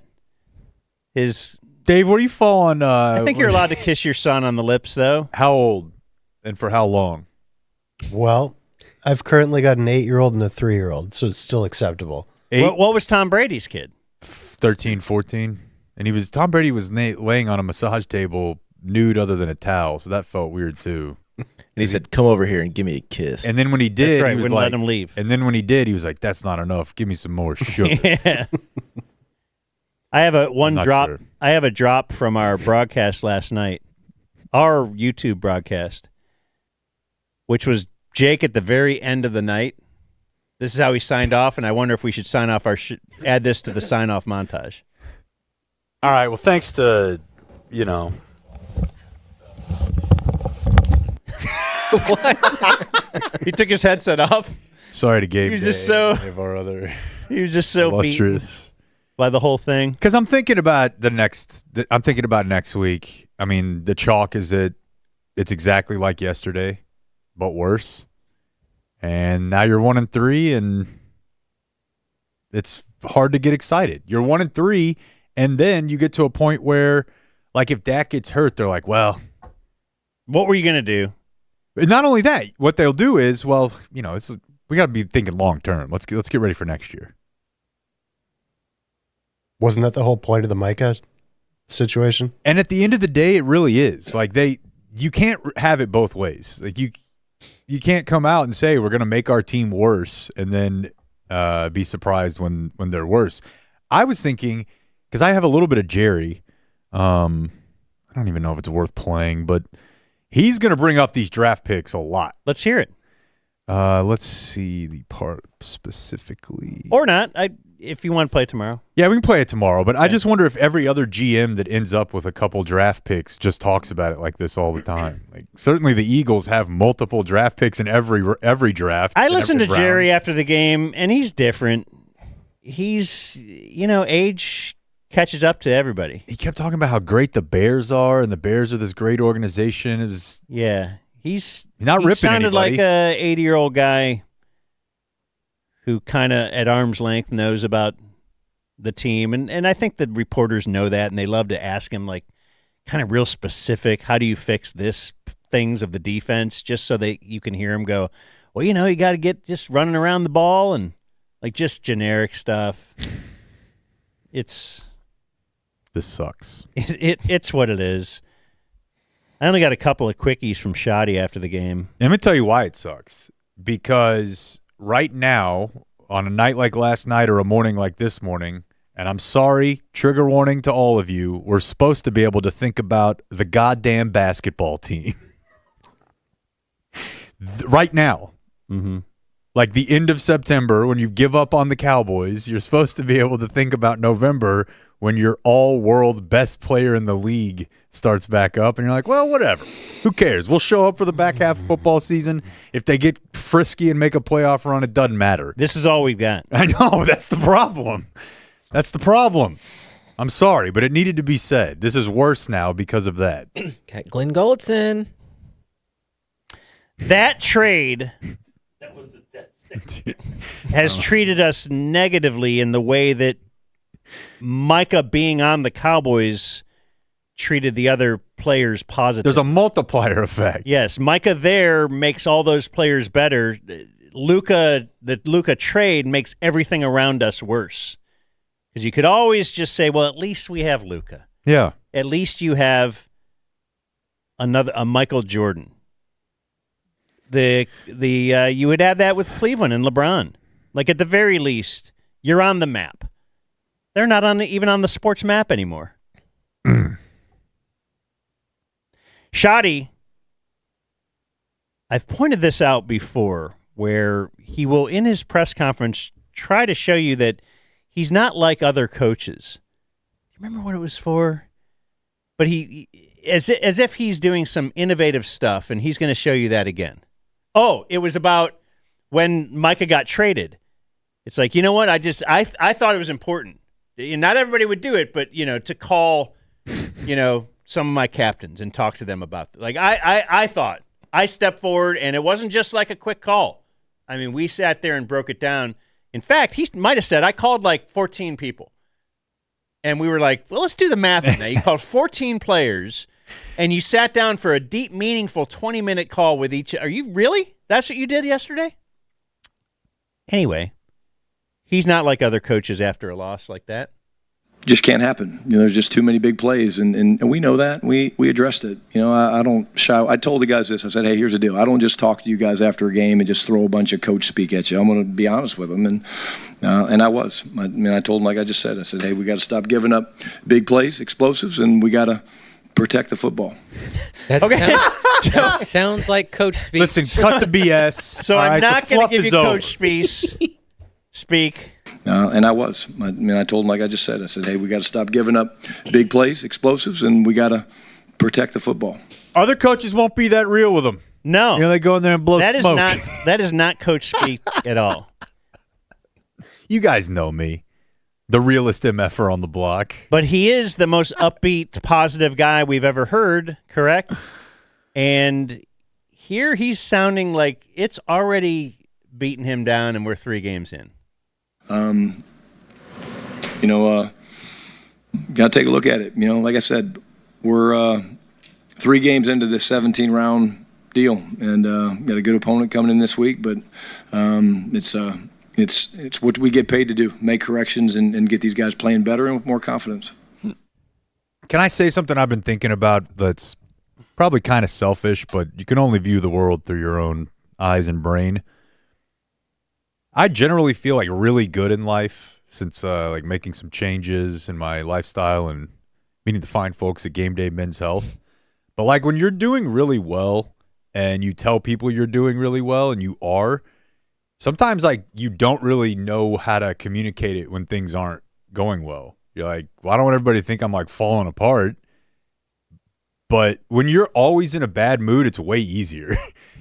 It's way easier to just like, okay, well, this is just what it is. Like, it's no different than any other. Like, I just expect things to be shitty. This is generally my attitude. Like, Parcells could treat his players. He could be like really an a-hole when they won because he was always like that.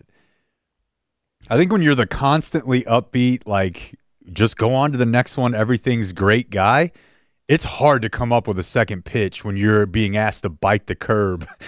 Like every other week, you know what I mean? This isn't going to work past a certain period of time. Like it's a tough corner to paint yourself into.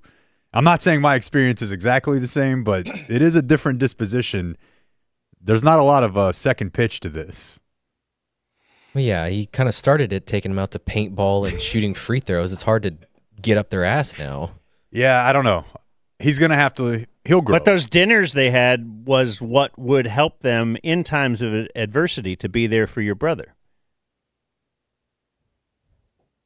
So I guess now? I don't know. Blake's going to get to eat steak every week. That's what we know about the Cowboys season right now. They'll melt cheese on it for you. Wow. It's great. It is cool. Early Bird CBD. Hey, listen, it's going to be a long season. .com is, yes, what you might need. How about using a new code, dumbzone20, 20% off on earlybirdcbd.com. We've had other codes. So if you've used another code and you're like, well, I've already used my dumbzone code. Well, no, they've thrown a new one out there. Early Bird CBD is not your grandpa's CBD, Blake. No. It has THC in it. So if your grandpa is getting drug tested at work, then tell him, then you should not take this, Grandpa. But if you're us, we drug test you at work to make sure that you have a little THC in there. So at you all should times. take Early Bird CBD. And you should not pay full price. You should get 20% off with the new promo code dumbzone20 at earlybirdcbd.com. Take a look at who the Cowboys are playing every week and then figure out your dosage based on that. We recommend starting with 1. These are 2.5 milligrams of THC per. Dumbzone20 is the promo code. That'll get you 20% off at earlybirdcbd.com. The games with the Soroys, the game picking. You're not really paying attention to it, are you? This week I tapped in. I got a little more locked in. We're both at 13 and 14 now, both teams. This week. Okay. Blake, so far, we have one game tonight. I'm the only one who picked Detroit. And before you scoff at me, I was the only one that picked Chicago. Mm-hmm. But I'm the only one that picked Detroit for tonight. So we're actually, even though you guys have picked Baltimore, we're rooting for Detroit to win because they all picked. They will win this week if Baltimore wins. You guys don't want that, do you? I am. That would make you pissed, wouldn't it? For everything you just said and everything we've just said for the last hour and a half, I am still pulling for the Ravens because the Lions are an NFC team and they are in my way on the way to a Super Bowl. They are in Baker's way. How about you lower your expectations a little bit? How about you get off my ass because it's September 22nd and I'm going to still try to feel good about this thing for another couple weeks. Jake's 7-2 week. Yeah. 7-2 thus far. Yeah, I mocked his Duke triple play, but that hit. Blake is 1-8. The public had gotten out of control on Duke. Bad week. Sorry, guys. Blake is 1-8. Just terrible. Anyway, are we doing the news? Sure. All right.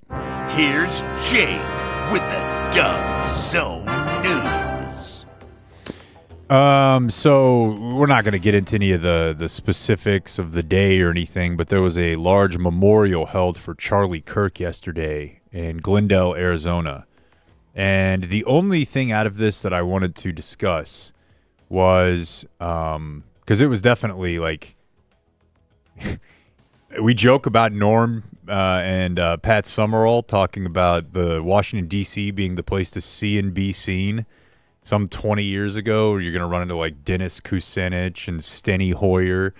But now it literally is the most famous people in the country when the conservative intelligentsia or Republican Party gathers together and the president's there, the entire cabinet's there. And the video that I wanted to show you is from up in one of the suites, and it's the president, Dana White, and they are joined sitting down by Elon Musk. And this was the thing that was making headlines is Elon and the president shake hands. And I don't really know where this whole story ended up, like with the base or with people in general. Like the Elon thing. It was kind of a season one.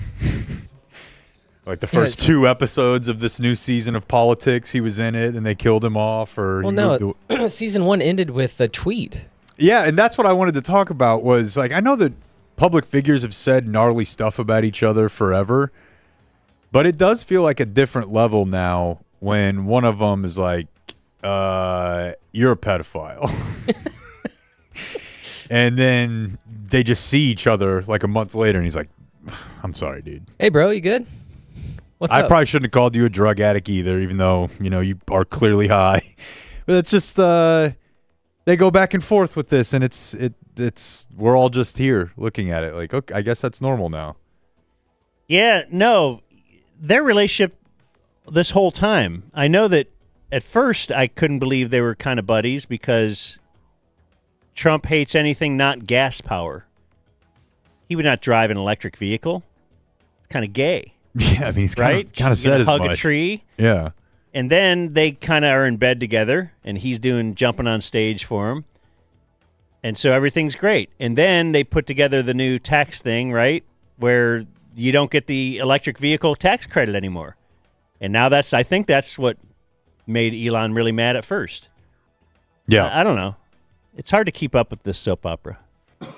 It is. But somehow that video way funnier because they're joining them as Dana White. I don't know, dude. Life is funny like that. Hey, Clayton, did you ever visit the actual Tiger King preserve place, like the actual location? In Choctaw County, Oklahoma over the weekend, we had a handler killed by the tiger. A tiger under his care at Growler Pines Tiger Reserve, or Preserve, rather, near the Oklahoma-Texas border. I think what that documentary did really was just show how many tigers there are out there.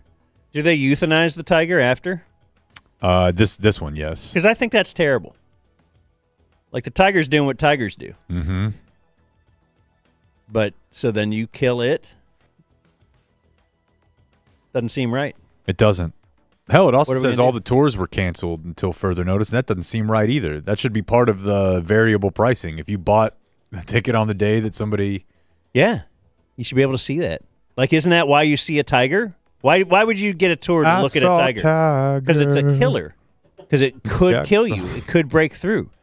That song ruled, Clayton, and you know it did. It did. I saw a tiger in a tiger show, man. Let me see if I can find that. Oh, come on. Copyright? What, because he's in prison? No, but I remember when that show came out, people being like, this is not uncommon. Like, people from Oklahoma and the country parts of Texas would email us and be like, yeah, this guy's crazy, but these places are everywhere. I think Texas is big for him. Yeah, I remember that was one of the first Rogan bits lax. I ever heard, and I think it was correct. Lax laws. We have more in captivity in Texas than are left in the wild. At one point, that was, I believe, true. You try to tell Luca about it, too. I did. I did actually try to talk to Luca about that once. Wasn't he wanted to own one, didn't he? Yeah. Yeah. I don't know if my mama let me get a tiger. Well, I'd like to talk to her about that. Yeah. Luca has a hot mom. Luca had a hot grandma. Really? I'll go there. Check the math. you will not. It's not that weird. Think about it. Blake's situation on Friday regarding the flight being late getting out. It was not, as he said, a cyber attack, which felt That's what I saw. very 1998. It wasn't Friday, right? It was Saturday. Saturday morning. Oh, okay. Then maybe we're talking about two different things here. The We cyber must be. attack was Saturday morning. Okay. That's when Chloe and does cyber attack just feel so. Oh, yeah. No, it feels antiquated. Mr. Robot. Mr. Robot, yeah. But on Friday, it both They had the guy with the mask and everything. the Guy Fawkes masks. How do you say it? Is that how you say it? Yeah, Guy Fawkes. So hundreds of cancellations at DFW and Love Field on Friday, which were the result simply of 2 fiber optic cables being accidentally cut during a repair. Oops. Dude, the biggest oops. Sorry. It's so good we don't have a job like that. Yeah. Did they fire that guy right away? You know, it's a contractor, so I mean, they're not going to put it in the news story, but I would imagine so. But it's You're just some guy. how many millions of dollars lost from Dude, that? you get up, you pop into Quick Trip on Friday just like normal. You're headed in. You're like, oh, today's going to be a great one. I'm going to knock off early today. I'm going to go knock out this one more project up here. Quick electrical job. Then you instead ground tens of millions of dollars of flights. You go to the good contractors list. There's a 1-star review by DFW Airport. Cut our fiber optic line. Had to ground thousands of flights. 0 of 10 would not recommend. Right. Yeah, it said that the cable specifically impacted primary and secondary paths of data, radars, radio frequencies, and computer systems. You know, when you read a story like this, it's pretty amazing that air travel works as smoothly as it does, isn't it? Mm-hmm. Should we just be... I'm in awe. This may be just like the lame AA thing in me where you're just like supposed to be like I'm appreciative of things. I'm but also air not travel mad. just works. I know that it's expensive. Like getting a $500 flight or $400 flight seems high, but it's getting you like 1,000 miles in a couple hours. Yeah. The overhead on that must be enormous. You don't even know. You Yeah. have no idea. I know this is a stand-up comedy bit, but it's amazing that you can get internet in the sky. That's why I buy it. Even if I have nothing to do, I pay for it, and I find something to What do. about hot water? I was eating steak. It's wonderful. It's like, what? This is hot? But as soon as the internet is slow, like I just start to bitch. Oh, yeah. Yeah, you're like, Well, why is this Chiefs Giants game laggy? What the hell? Arlington police are investigating the fatal stabbing of a woman in her backyard this morning. This morning? Does that mean like 2 a.m.? Well, Woke up at 7. the news story actually says it happened around 9 a.m. this morning. Okay. But there's really no details on this. I really only wanted to mention the quick note of the story because of the odd timing. Yeah. Like last week, we had the FedEx guy who showed up at work on Monday morning and had been thinking about it all weekend. Ooh, this is another Monday morning. It's another Monday morning. Case of the Mondays. Dead. Call this section of the news Case of the Mondays. Every week, look for the biggest case of the Mondays. Yeah, some week it could be like somebody who their cow got out of the barn or the something. bar has been raised tremendously for the first 2 weeks of Case of the Right, Mondays. stab wounds, multiple. That's a tough way to start the week, pal. She's killed? Yeah. Okay, and then our last one here. This is a bit of a confusing story, but I think Clayton may actually be able to help us with this because I think he visits pawn shops. Yes? Absolutely. Is that what Gold Rush is? Like in Dallas, Gold Rush? Yeah, I think so. Like the places that you see. A lot of pawn shops will buy and sell like your old gold jewelry, but then there's a lot of places that just focus on, like buying your grandparents' old silver set or your grandmother's old gold jewelry, stuff like that. Okay, My coin dealer specializes in that stuff. Will they buy China? I was looking at my China again this week. China, no. You'll probably just want to go to like an estate auction site and have them, or like a consignment shop. Guarantee there's like 5 of them in South Lake.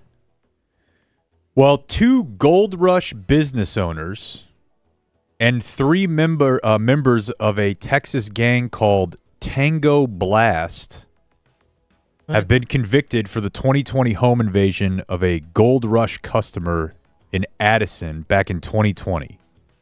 Okay, so we're going to go back to 2020, April. There's a home invasion, and there's an employee of this Gold Rush, as he just described. It's a place where you bring gold and they buy it from you. And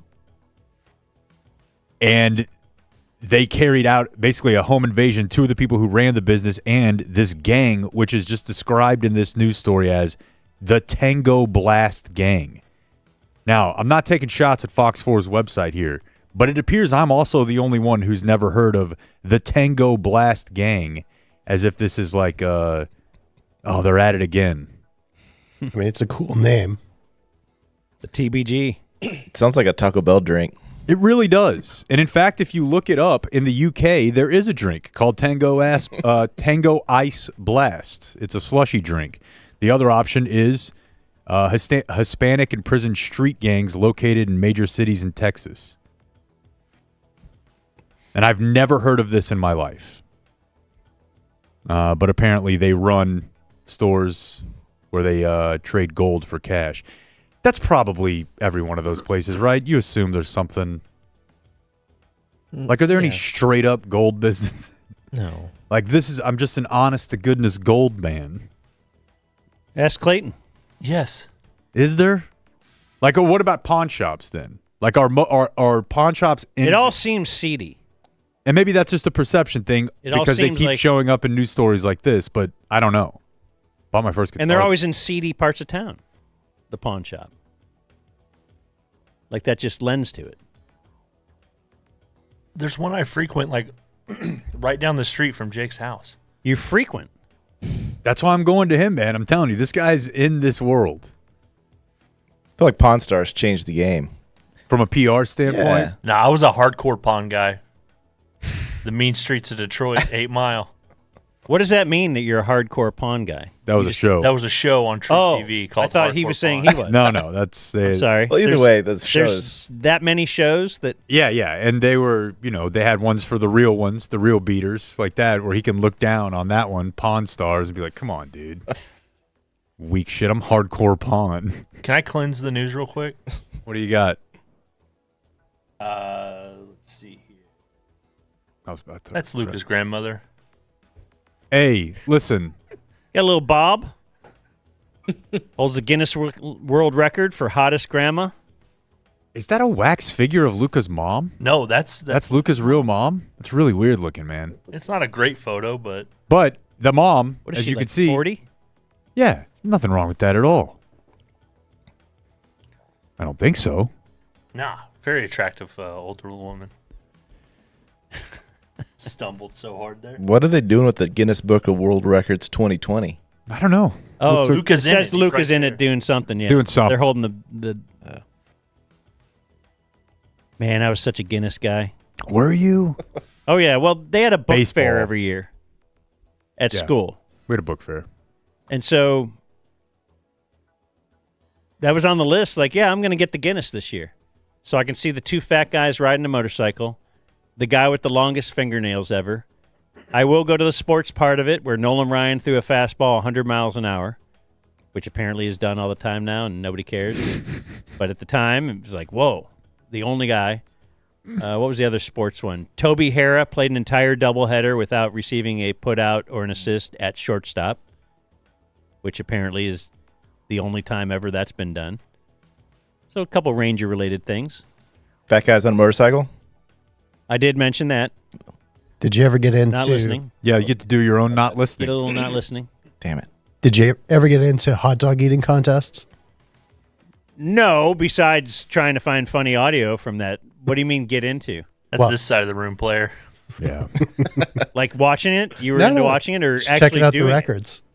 Oh, just checking out the records in Yeah. the book. Yeah. Okay.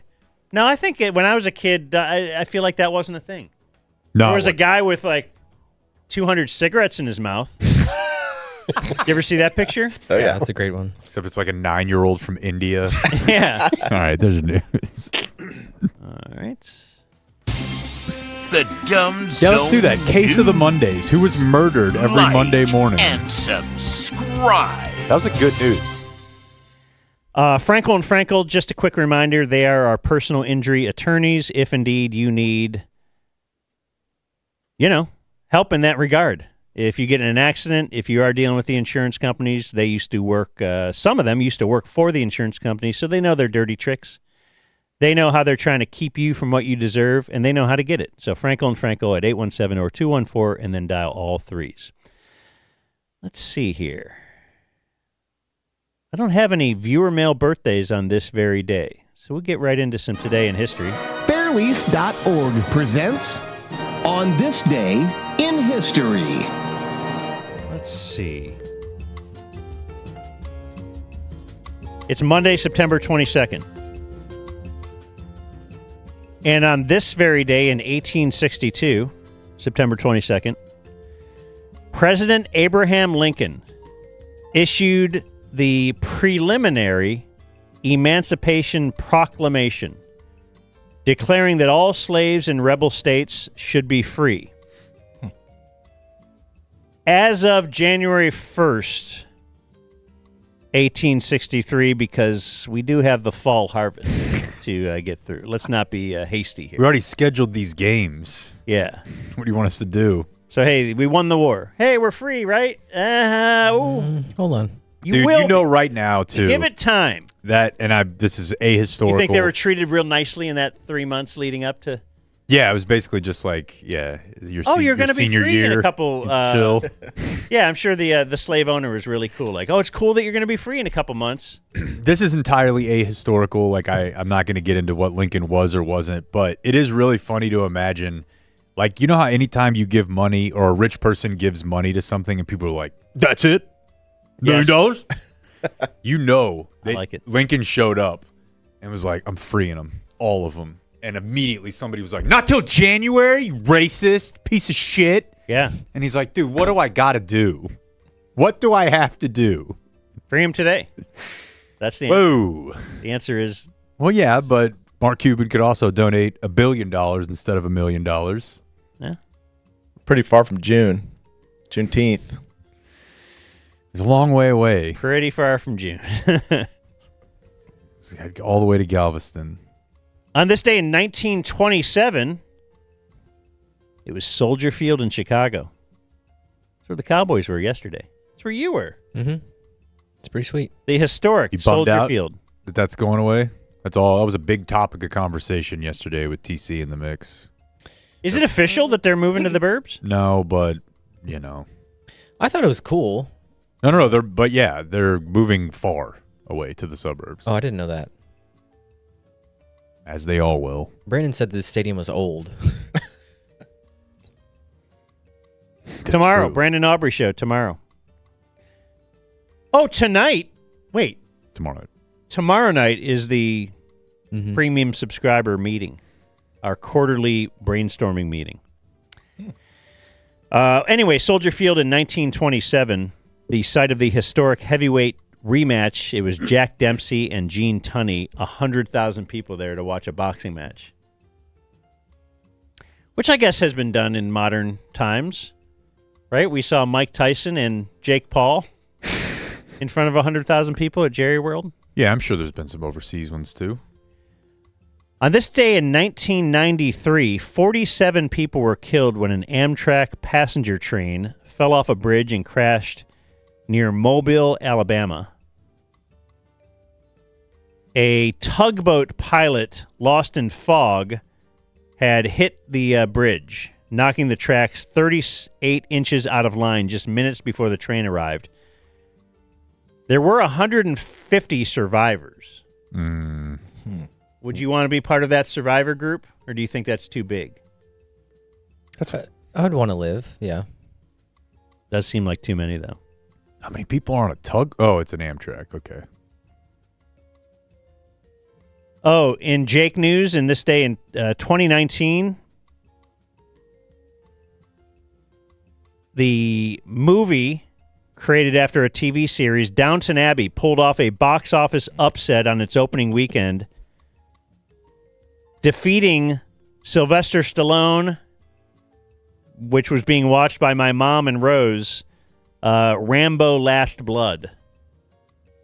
I was at Downton that day. You were at Downton. My mom and Rose were at Rambo.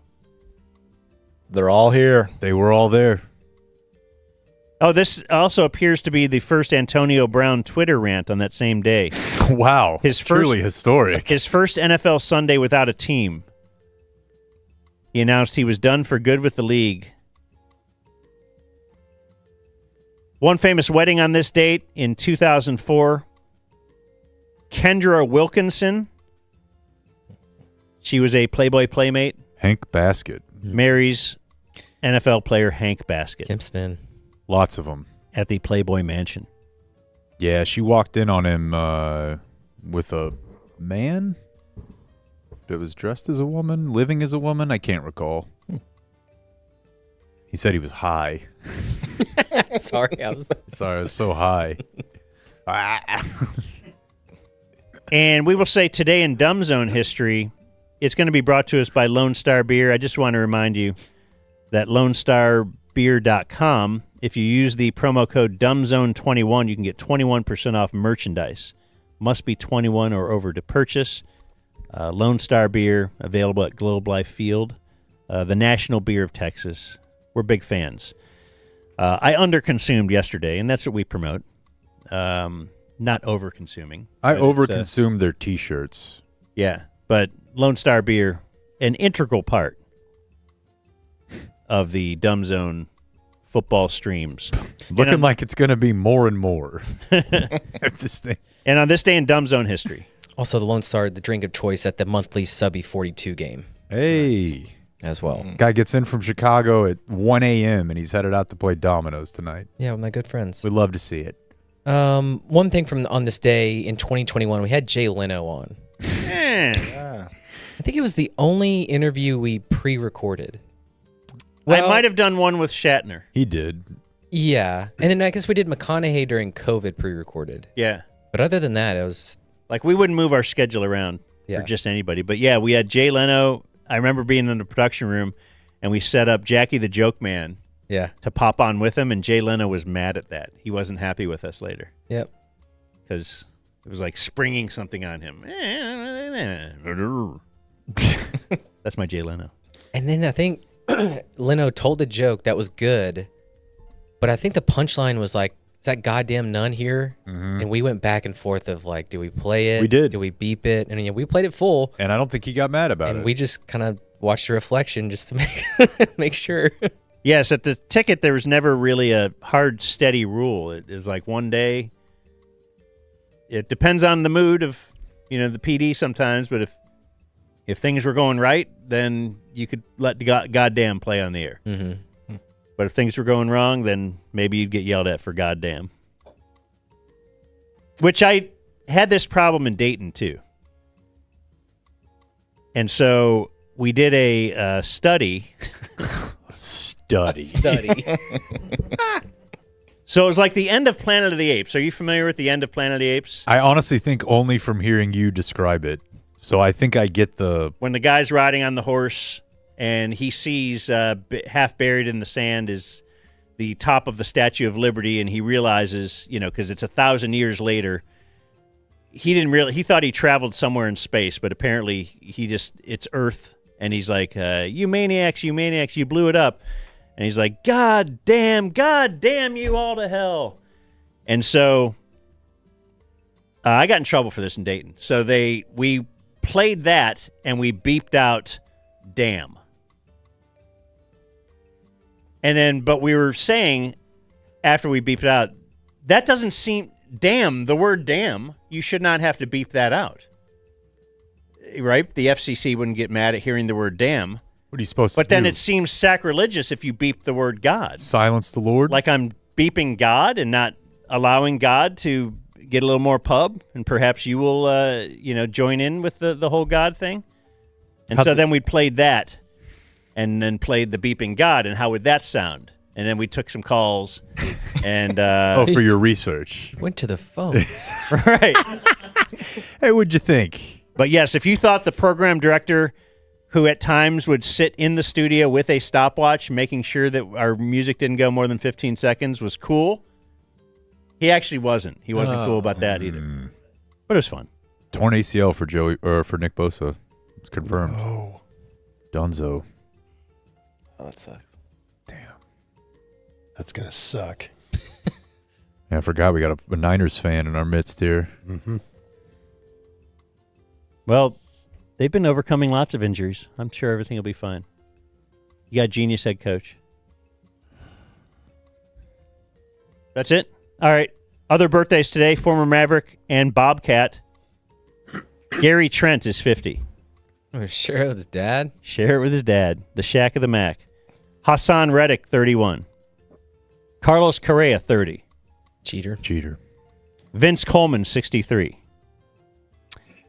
A big base stealer back in the 80s. Harold Carmichael is 75. Eagle. Singer David Coverdale is 73. I can confidently say I've never heard one of their songs. He is the lead singer of Whitesnake. Yeah. Is that the car? Is that the car? Whitesnake's car? Here I go again on my own. Yeah, it's like Frank the Tank. What do you mean, is that the car? What is he saying? Am I? You're talking about the with music Tawny video? Katane? Mm-hmm. That's... Wait, what is he saying? There's a music video with the girl on a car. Yeah, but that's not what he said. He just said, is that the car? That's what you meant? The Tawny car? Tawny Katane? know. Okay. Short-circuited me there. Andrea Bocelli is 66. The singer, that's the original song who Will Ferrell was doing at the end of Step Brothers. Oh. That's the Andrea Bocelli song. Actor Scott Baio is 64. He is from Happy Days and Charles in Charge. And the RNC. Is he into that? He was before they had Kid Rock and Hulk Hogan. That should tell you how far the party's come. Rapper Mystical is 54. Extremely underrated. Should be regarded more highly, but I'm pretty sure that his prison sentence was for pedo stuff. So I think there might be a reason. Let me check on sexual battery. Yeah. Do we have Mystical on the Kemp Spin list? I don't think so. That's an original. Well, I just Way to go, remember bro. I was a big Mystical fan, and then I didn't think about him for a while, and I brought it back up when we were at the ticket, or somehow it came up. I'm like, man, what happened to that guy? He kind of fell off for a little while. He was really going strong. They're like, oh, he went to jail for rape. Mm-mm. That's what happened to him. No, he's on here. Oh, we've done it? I've really done it. Okay, Dumb Zone birthday of the day. It came down to 2. This is our runner-up. John Woo. The director? Certainly many, many classics. And The Rock, probably? Really, I wrote it here just because he Con Air? directed Face Off. Face Off, okay. Yeah. And I know that's one of your Mission Impossible. top he did 5. those. It's like, no, it's what is it, like Gone with the Wind? Right, Face Citizen Off. Kane. Yeah. But our Off. Dumb Zone birthday of the day just brought up a memory, and I could not find any audio to back this up. But the guy's name is Ted Williams. He is 68. In 2011, he was a homeless guy who went viral. Yes. Oh, yeah. Cleveland. Columbus, I believe. Columbus, okay. He has a voice. He is the man with the golden voice. Yeah. I don't remember why, so I couldn't find. He got commercials, too. Yes, so after he goes viral, all of a sudden he starts getting got a couple movie things, like voiceover thing, obviously. He got the Browns to draft Johnny Manziel. I think that was a different homeless guy. Oh. Can you find anything on him? I mean, it's hard because his name is Ted Williams. That original video of him being interviewed, that was the classic YouTube. Yeah. Can you find that? I should have found it this morning. When you're listening to nothing but the best of oldies, you're listening to Magic 98.9. Thank you so much. That is a great voice. Thank you. You've got to see the video, though, is the thing. These words. And don't forget, tomorrow morning is your chance to win a pair of tickets to see this man live in concert. Where is he? Like he's on the street? Dude, yeah, like at a street corner with a sign, disheveled. The guy's recording out his window. 2011, I was, again, homeless and penniless and hopeless in some people's eyes. Ugh, God, I hate that piano. that was something that I had from before the game that I wasn't even going to play for you guys, but that made me think of it. Aaron Andrews sat down with Dak before the game, or I guess Friday in Chicago or Saturday in Chicago at the hotel. Here's a 3-minute piece about adversity and blah and shot. Been through a lot. And I'm just going to A little bit. And the guys in the locker room definitely remind me, like, man, you played with Jason Witten? And I'm like, yeah. Do we need this music the whole time? Too. And so they call me Unc sometimes, but body feels great. Fast forward. Solid start. You've been on some teams before. I've covered you when there's been a Super Bowl buzz right at the beginning. Fast forward. What was your immediate response to the drama once you heard that Jerry had traded Micah? Yeah, man. What happened to interviews? Like the whole interview is like this. It's all cut up. When Micah and the Green Bay Packers come to Dallas, but I want to know what the The great piece. Okay, anyways, but they don't say anything. They have cool shots and they put music behind it, piano, and that's it. Now I'd rather listen to this. When I got the call that they were looking for a homeless guy with a golden voice, I had no idea really who they were talking about until someone called me. And There you go. Shout out to Ted Williams. Our birthday of the day. Born on this day, now dead, David Stern. Tommy Lasorda. Find that. You get hit with a cup. You want to find that? Yeah. He was talking about V. Stiviano. his friend was the owner of the Clippers, Donald Sterling. And yes, V. Stiviano, the lady who secretly recorded him and got him kicked out of the NBA. Do you think he's kicked out of the NBA in today's culture? Yeah, I think that was still probably. Okay, he never said the N-word. No, but it was still a deal where he was just so bad for business. You know what I mean? That's the thing. They'll find a way. Right. If they can. That's yeah. a lot of the cancel people is like, yeah. Actually, we also wanted to cancel you. Yeah. Maybe ABC in a way, they were losing money on late night, and the Kimmel thing like this only helps them. That's why I get frustrated when people are like, his ratings were terrible. It's like, that can be a part of it. Like if somebody offered you hey, can you get out of this contract by doing me this favor? Like, of course, that's part of it. Yeah. Who's the guy that was always against Stern in New York? The Dimas? Nappy-headed hose, yeah. Same thing. He was making a ton of money. His ratings weren't what they used to be. And so all of a sudden, nappy-headed hose will get you fired. Whereas it used to get a hand wave, like, okay, let's do a fake suspension or something because you're bringing in a ton of money here. Follow the money is what some people would say. Here he is. Ask me, and I'll just tell you what I think about it. I think that is very, very bad for that man to make an accusation like that. That is terrible. This isn't it. I have never... You looked in the Dropbox, didn't you? And you couldn't find it in the Dropbox, could you? So here's this. I've been a friend of that guy's for 30 years. A lot of hot topic going around. What is your thought? Well, it doesn't surprise me that he said those things. That doesn't surprise me. And he shouldn't have said it. Mm-hmm. And he just hurt himself by talking too much and doing things that he shouldn't be doing. And I tell you, I don't wish that girl any bad luck, but I hope she gets hit with a car.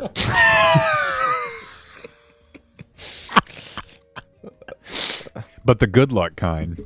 Yeah. With a car, not by it. Right. Get hit with a car. Also born on this day, now dead, Ellen Church was the first airline stewardess. Okay. In 1930. Everyone was probably pretty cool to her.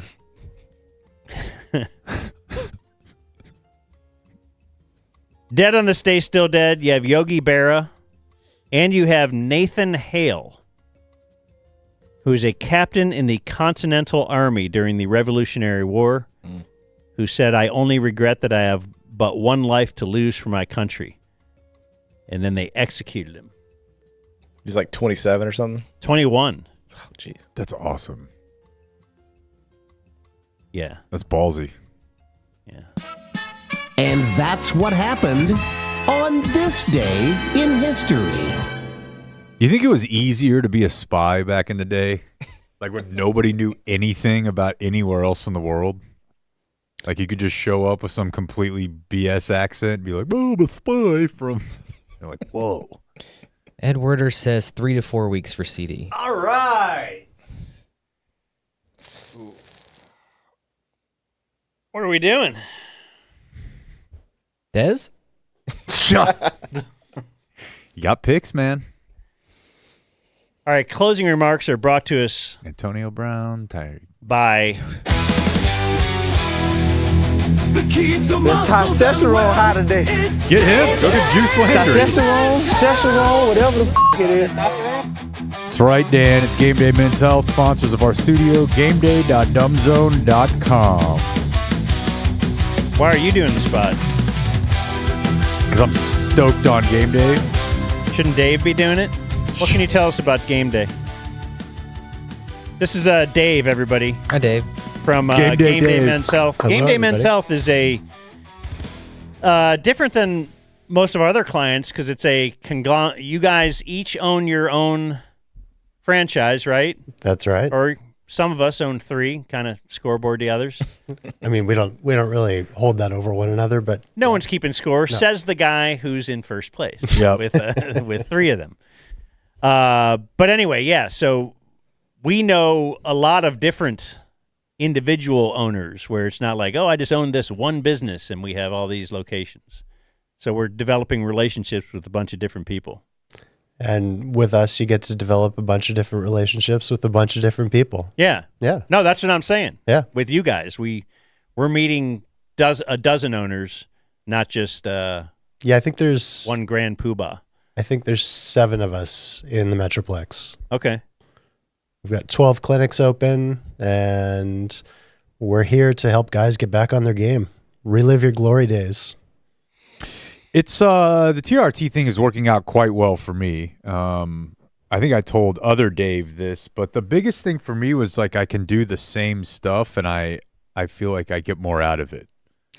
Like my workout, it's no different, but I burn more calories. Like I just feel like I can do everything that I was doing, but do it a little bit better. $1 million man. That's my way of selling it, but it's different for everybody. So you can check, because I know it's Prostate Cancer Awareness Month. He's going to do you right now. I'm saying you can do that without putting a finger in someone? We can. We check you with blood. And as you said, it is Prostate Cancer Awareness Month. Prostate cancer affects 1 in 8 guys in the United States. So you have a 12.5% chance of getting prostate cancer at some point in your life. It's probably a good idea to get yourself checked with a non-invasive test. Which is what you guys do. That's right. Which didn't it used to be a bigger killer, but now you're identifying it earlier, all that kind of stuff? Well, it's 99% survivable if you detect it early. Yeah.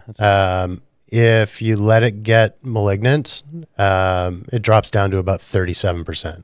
So you want to catch it early, you want to get treated, and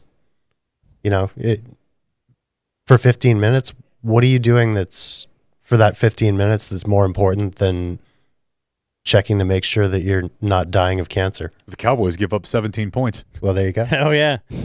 Don't they have a deal too? Like if you get a free B12 shot, is it? Yeah. You stop in so you get a free prostate cancer check and then a free B12 shot while you're Test your T while you're at it. That's right. You come in, we'll take your blood, we'll check you for both your testosterone level and for your prostate-specific antigen. And as long as you're nice and, mention the dumb zone, we'll throw in a free B12 shot for the balance of the month of September. What if you're an a-hole and you mentioned the dumb zone? Well, we'll still probably give you the shot. Okay, because you did throw a caveat on there I wasn't comfortable with. They being nice. Well, I mean, being nice helps. Okay. And it's not a problem because when but you listening to us helps fixed, more. I mean, you have to hold the door nice. for the next person walking through. The thing is, though, listening to us helps more because if you're just walk in and you're nice, they're not going to just be like, oh, I'll give you the nice 10% off thing. We're going to give it to you when you mention the dumb zone. Absolutely. See? So be an a-hole, mention the dumb zone. What else would you like people to know? What are we not hitting enough? Well, I've had a lot of people ask me about peptides. Peptides are amazing. They're the cheat codes to enhancing your body. You look at muscle growth, you look at your quality of sleep, you look at weight loss, even your skin elasticity and that kind of thing. Like there's a lot of things that you can do with peptides that will help you enhance and optimize your life.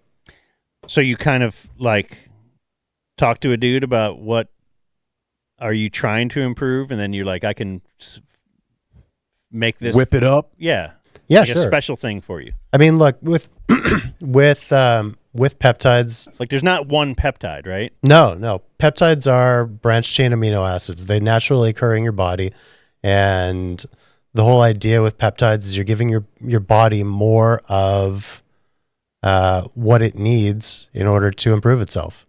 So if you want to build a bunch of lean muscle, there's a way to improve that. And if you want to lose a bunch of weight, I mean, everybody's heard of Ozempic and I call it the fat shot. Exactly. But Ozempic is, for all intents and purposes, a peptide, and you can slow your digestion, curb your appetite, lose a bunch of weight on it. It's a magical concoction of things that make your body respond.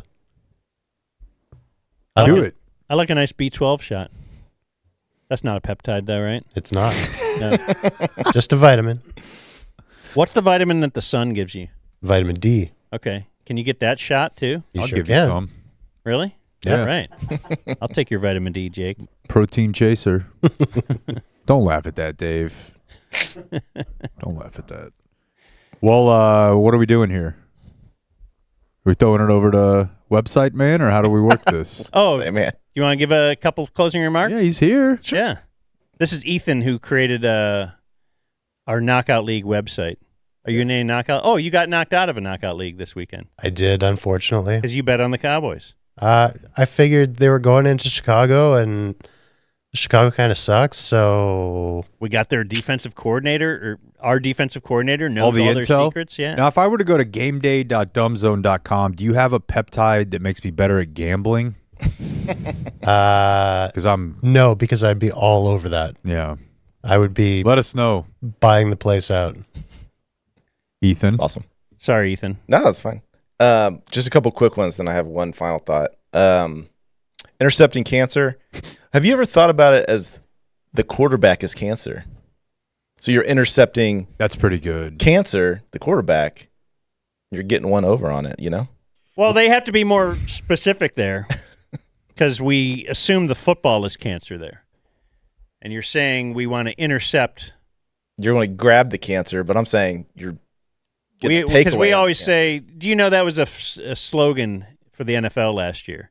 No, I didn't like know that. Like they were against cancer, right? Who Yeah. not? Not a lot of people were coming out on the pro-cancer platform, which is unfortunate. I like to hear from both sides. Not this month, bud. But no, not prostate cancer for sure. But their bit was, yes, intercept cancer. But that was their campaign. But then wouldn't you have it? We thought it should be knock down cancer. Like you wouldn't want to intercept But that it. doesn't You sound want like it football. away. It's not football, though. Spike cancer? PBU cancer. PBU cancer. Yeah, but if you said spike cancer, though, it feels like you're celebrating with it. Like, I got some cancer. Yeah. I don't know. I don't like the intercept being with the quarterback. I reject your first closing remark, Ethan. I'll also go with block. Block cancer. Block cancer. Block would be good. Yes, that's block what you're yesterday doing. would be pretty relevant. Ask Brandon about that tomorrow. Okay. Everybody's a PD. Got a quick recommendation. I don't know if you guys ever listened to the Acquired podcast. It's like a businessy podcast, but they do long form 3-4 hour podcasts about businesses. But I think you guys would love it. There's a Nike one. I mean, they have an NFL one. Acquired? Is that the one that Sean Kernan was telling us? I don't listen to anything he says. Okay, well, he had emailed us that he was corresponding with some podcast. It was like about entrepreneurs. And so it was kind of like there was some kind of a system to become a guest on that show. Yeah. Oh, no. And he was emailing them as us. Oh, that's And he said, you've got to the next round. Now it's up to you. You have to do a call with the guy. You're like, no. And so, yeah, I got to figure out what the Nah, not podcast that. is. All right. A quick one. Blake, the whole like going to kids' parties, I feel like that's it's next level insane, but also it's like an ego thing. It's like I could come into anywhere and be like, what's up? No big deal. That's crazy. Well, I was invited. Yeah, but like. So Blake has a little kid, what, 3 years old? Almost 4. Okay. And he has put out the call. I'm explaining this to Dave. No, I listen. I understand. Okay, you understand what's Yeah. going on? Well, for anybody that doesn't know, then he puts out the call to listeners to invite him. He will go to your kid's birthday party because every Saturday or every Sunday, he's, wife has new baby she's worried about. So he's just spending all day with Brooks. And so, yes, if you invite him to your Saturday more often, I think, because you now do the Cowboys bit. I think going to the third party invitation is a stretch. Yeah. That one you mentioned, yeah. Oh, the one where it's like a friend of mine has a yeah. kid. Yeah. And I told him, but It was Neema's but he's family. he's looking to kill time It's fair. with the kid. He's looking for some free food. Yeah, I mean, And- my son has a good time. Yeah. Whoever invited me. I want you to continue this as long as you can until he's at an age where he's like, what are we doing? Listen, as a fellow parent of a 3-year-old, I applaud you for all the time you're spending with him. amazing. And God, what a force field. Because there's a lot of us who are thinking, I feel like he's stealing. Like, I don't like it. Something's not right about it. But then you're like, God, he's spending so much time with his son, though. My kid has a great time. It's like a confidence that is borderline like something crazy. Yeah. Does it ever occur to him someone's like, I don't want him here? No. Then don't invite Not me. the Blake Jones I know. I'm just impressed. have you ever been rejected? No. Like turned away at the door. Well, the wife of whatever guy invites you is like, who is this? Yeah, confused by the bit. Do you bring a gift? I have. That means not always. Not always. Ooh, interesting. Do you bring an empty bag? with I tissue haven't- paper in no, it. no. Ooh, that'd be great. Leave it there. I just want this to pay off with Jake or with Blake having to go to like a quinceanera or a bar mitzvah. Oh yeah. When we fine. get to that level, that's when this is really going to kick in. Yeah. He's got traditional garb on or something. See, the next That's what I want. the next step of this is I got invited to a 40-year-old's birthday party. Just a random. No kid. I think a listener's having a 40-year-old bash, and That's not that bad though, or weird. I would just do. Are you going? might The bigger question is, have you ever crashed a wedding? haven't done that. Well, we did. We You guys kind of. did. I haven't done Oh, that yeah. singular. You were but we have. invited though, right? Yeah, I guess Yes. that's not crashing, but a lot of the people there were very confused, including the groom. Yeah. Yeah. But the bride was all about it, The right? bride was all about it. She was all hot and stuff, and got this groom like, wait, what? You invited? And yeah, we were like, let's face it, we were the stars of that moment. And Yeah, the all of bridal- a sudden, she didn't care about the groom as much anymore. Bridal party was very confused when the first pictures taken were with us and not Right, they were on their way not over. Not the family couple. or anything. All right, I got one final just thing. I was gonna sign the screen.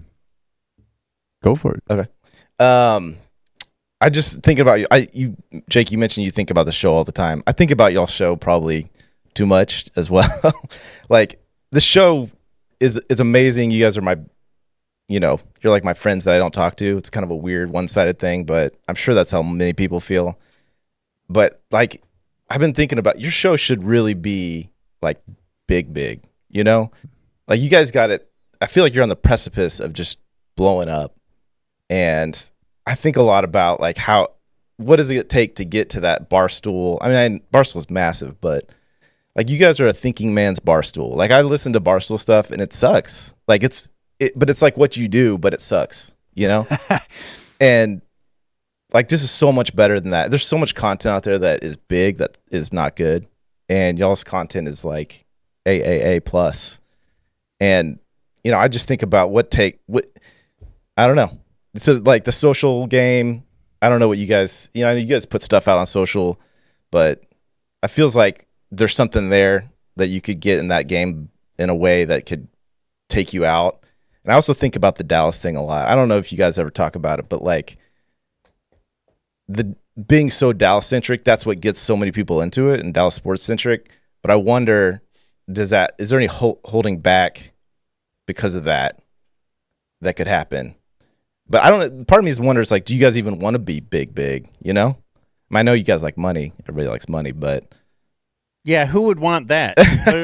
but I just I wonder, like, you have such a niche in this Dallas sports market, and everybody knows you here. But I mean, I know there's people in like Denver and people wherever, but like people need to hear y'all. I feel like you could be on that level of national, but I don't know the formula to get there. But I think it could involve something about social and something about Dallas centric stuff. And is there any consideration of being like this portion of the show or whatever is not as much Dallas and this is Dallas? I don't know. Just thoughts. Anybody want to go? I don't want to put you on blast. I don't know. I really it's want like you guys serious to be, talk and stuff, but it's we like can talk about it later. I would think about it with the ticket too. I always thought the ticket could have been put it on Sirius FM, and it would have been a well listened to, just because people that did find us that weren't from Dallas would be like, hey, I'm still staying tuned in. So there's a lot of anecdotal, like I like this show anyway, and it's not like we're breaking down last night's Rangers box score or anything. No, and we are heavy on the Cowboys. Honestly, but otherwise, it's gotten better with the podcast because you talk about what you want to talk about. It's kind of general stuff. Like I'm as interested in the NFL as a whole as I am in anything. Yeah. So I mean, it is it's not serious, but it is it's like the science to it, right? Less than the art. And any entertainment product is going to grapple with the do you go away from what made you what you are in an effort to try to grow, right? That's anything. And so I think you kind of just feel it out, but it's easier to feel out, or maybe it's harder. I don't know. We have a lot more freedom to feel it out now than we did before. But I don't know. I think probably there is a lowest common denominator element to what Barstool does, right? I mean, The truth is, like, if I would just meet people on the street, I would almost never meet people who listen to the ticket. Yeah. I would only meet people who listen to the fan. Legitimately, dude. Like, I'd go play flag football for years. Guys who were playing football all the time. None of them knew who the ticket was. But they all listened to the fan. So it was weird to me even then that it was like, it seems like everybody I run into who's kind of a dummy, like, listens to this station, but there's way more dummies in the world. No pun intended. Mm-hmm. So, like, the same sort of deal, like, the more niche your thing gets, I think it can get better, but also it has less room to just become, like, a massive, massive thing. So, I don't know, dude. Get off our ass. No, I'm just playing, dude. You're the best. It's just uncomfortable to hear someone be, like, really nice. I'm all about y'all being as big as possible, and I just I'll tell you this. How does that's why we're going to game day men's health. Yeah, get that pea shot, baby. Get it right in there. It's a wiener. But joke. let me say this though, like, somewhat serious. I think about what Sarah Hepola said after the Dumb Zone summer event a lot, which is that there is something to, like, media product or content feeling like the people are part of it and it's part of the people. Like, Sure. it's a bottom up thing and not a top down thing. And Barstool's done a really good job of getting huge while maintaining some of that. But it's really hard, I feel like, to get huge and feel small.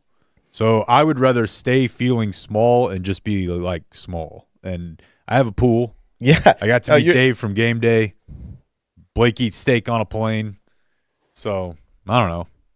I just love the shit out of doing this show. That's why I was wondering, like, is it just exactly what you want? Yes. Well, I want it to get better. I want to Life by the box. I can't believe Grab life by the box.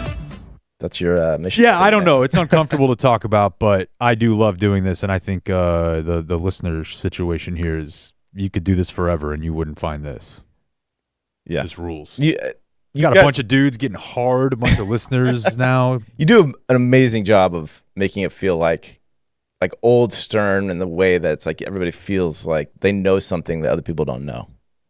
You know? All the inside jokes and... You mean something as ridiculous as creating a website for a fake homeless person? Honestly, like, that's why I like helping y'all, because it's like, it's part of the lore, you know? Yes, I do. I love it. I love the lore of it. Ethan has to drive back to College Station. I know. One tiny final thought. I think the floor is yours, bud. TC should really be like. There's another world where TC is like famous. Like he really is like an amazing podcaster. See, I was feeling great about myself until I know. this. Now, but you guys, by the way, you guys are amazing. But like, Jake's. You guys are really good. But you know who's great? This other. You guys are amazing. But see, we should have just ended there. I'm all love. You know, I like everybody. Play the box thing again. Ready to grab life by the box. Adios, mofo. We gotta go before this becomes a zoo. Thank you for watching my video. Subscribe and type for my name if you want to watch All more right, of well, my thanks videos. to,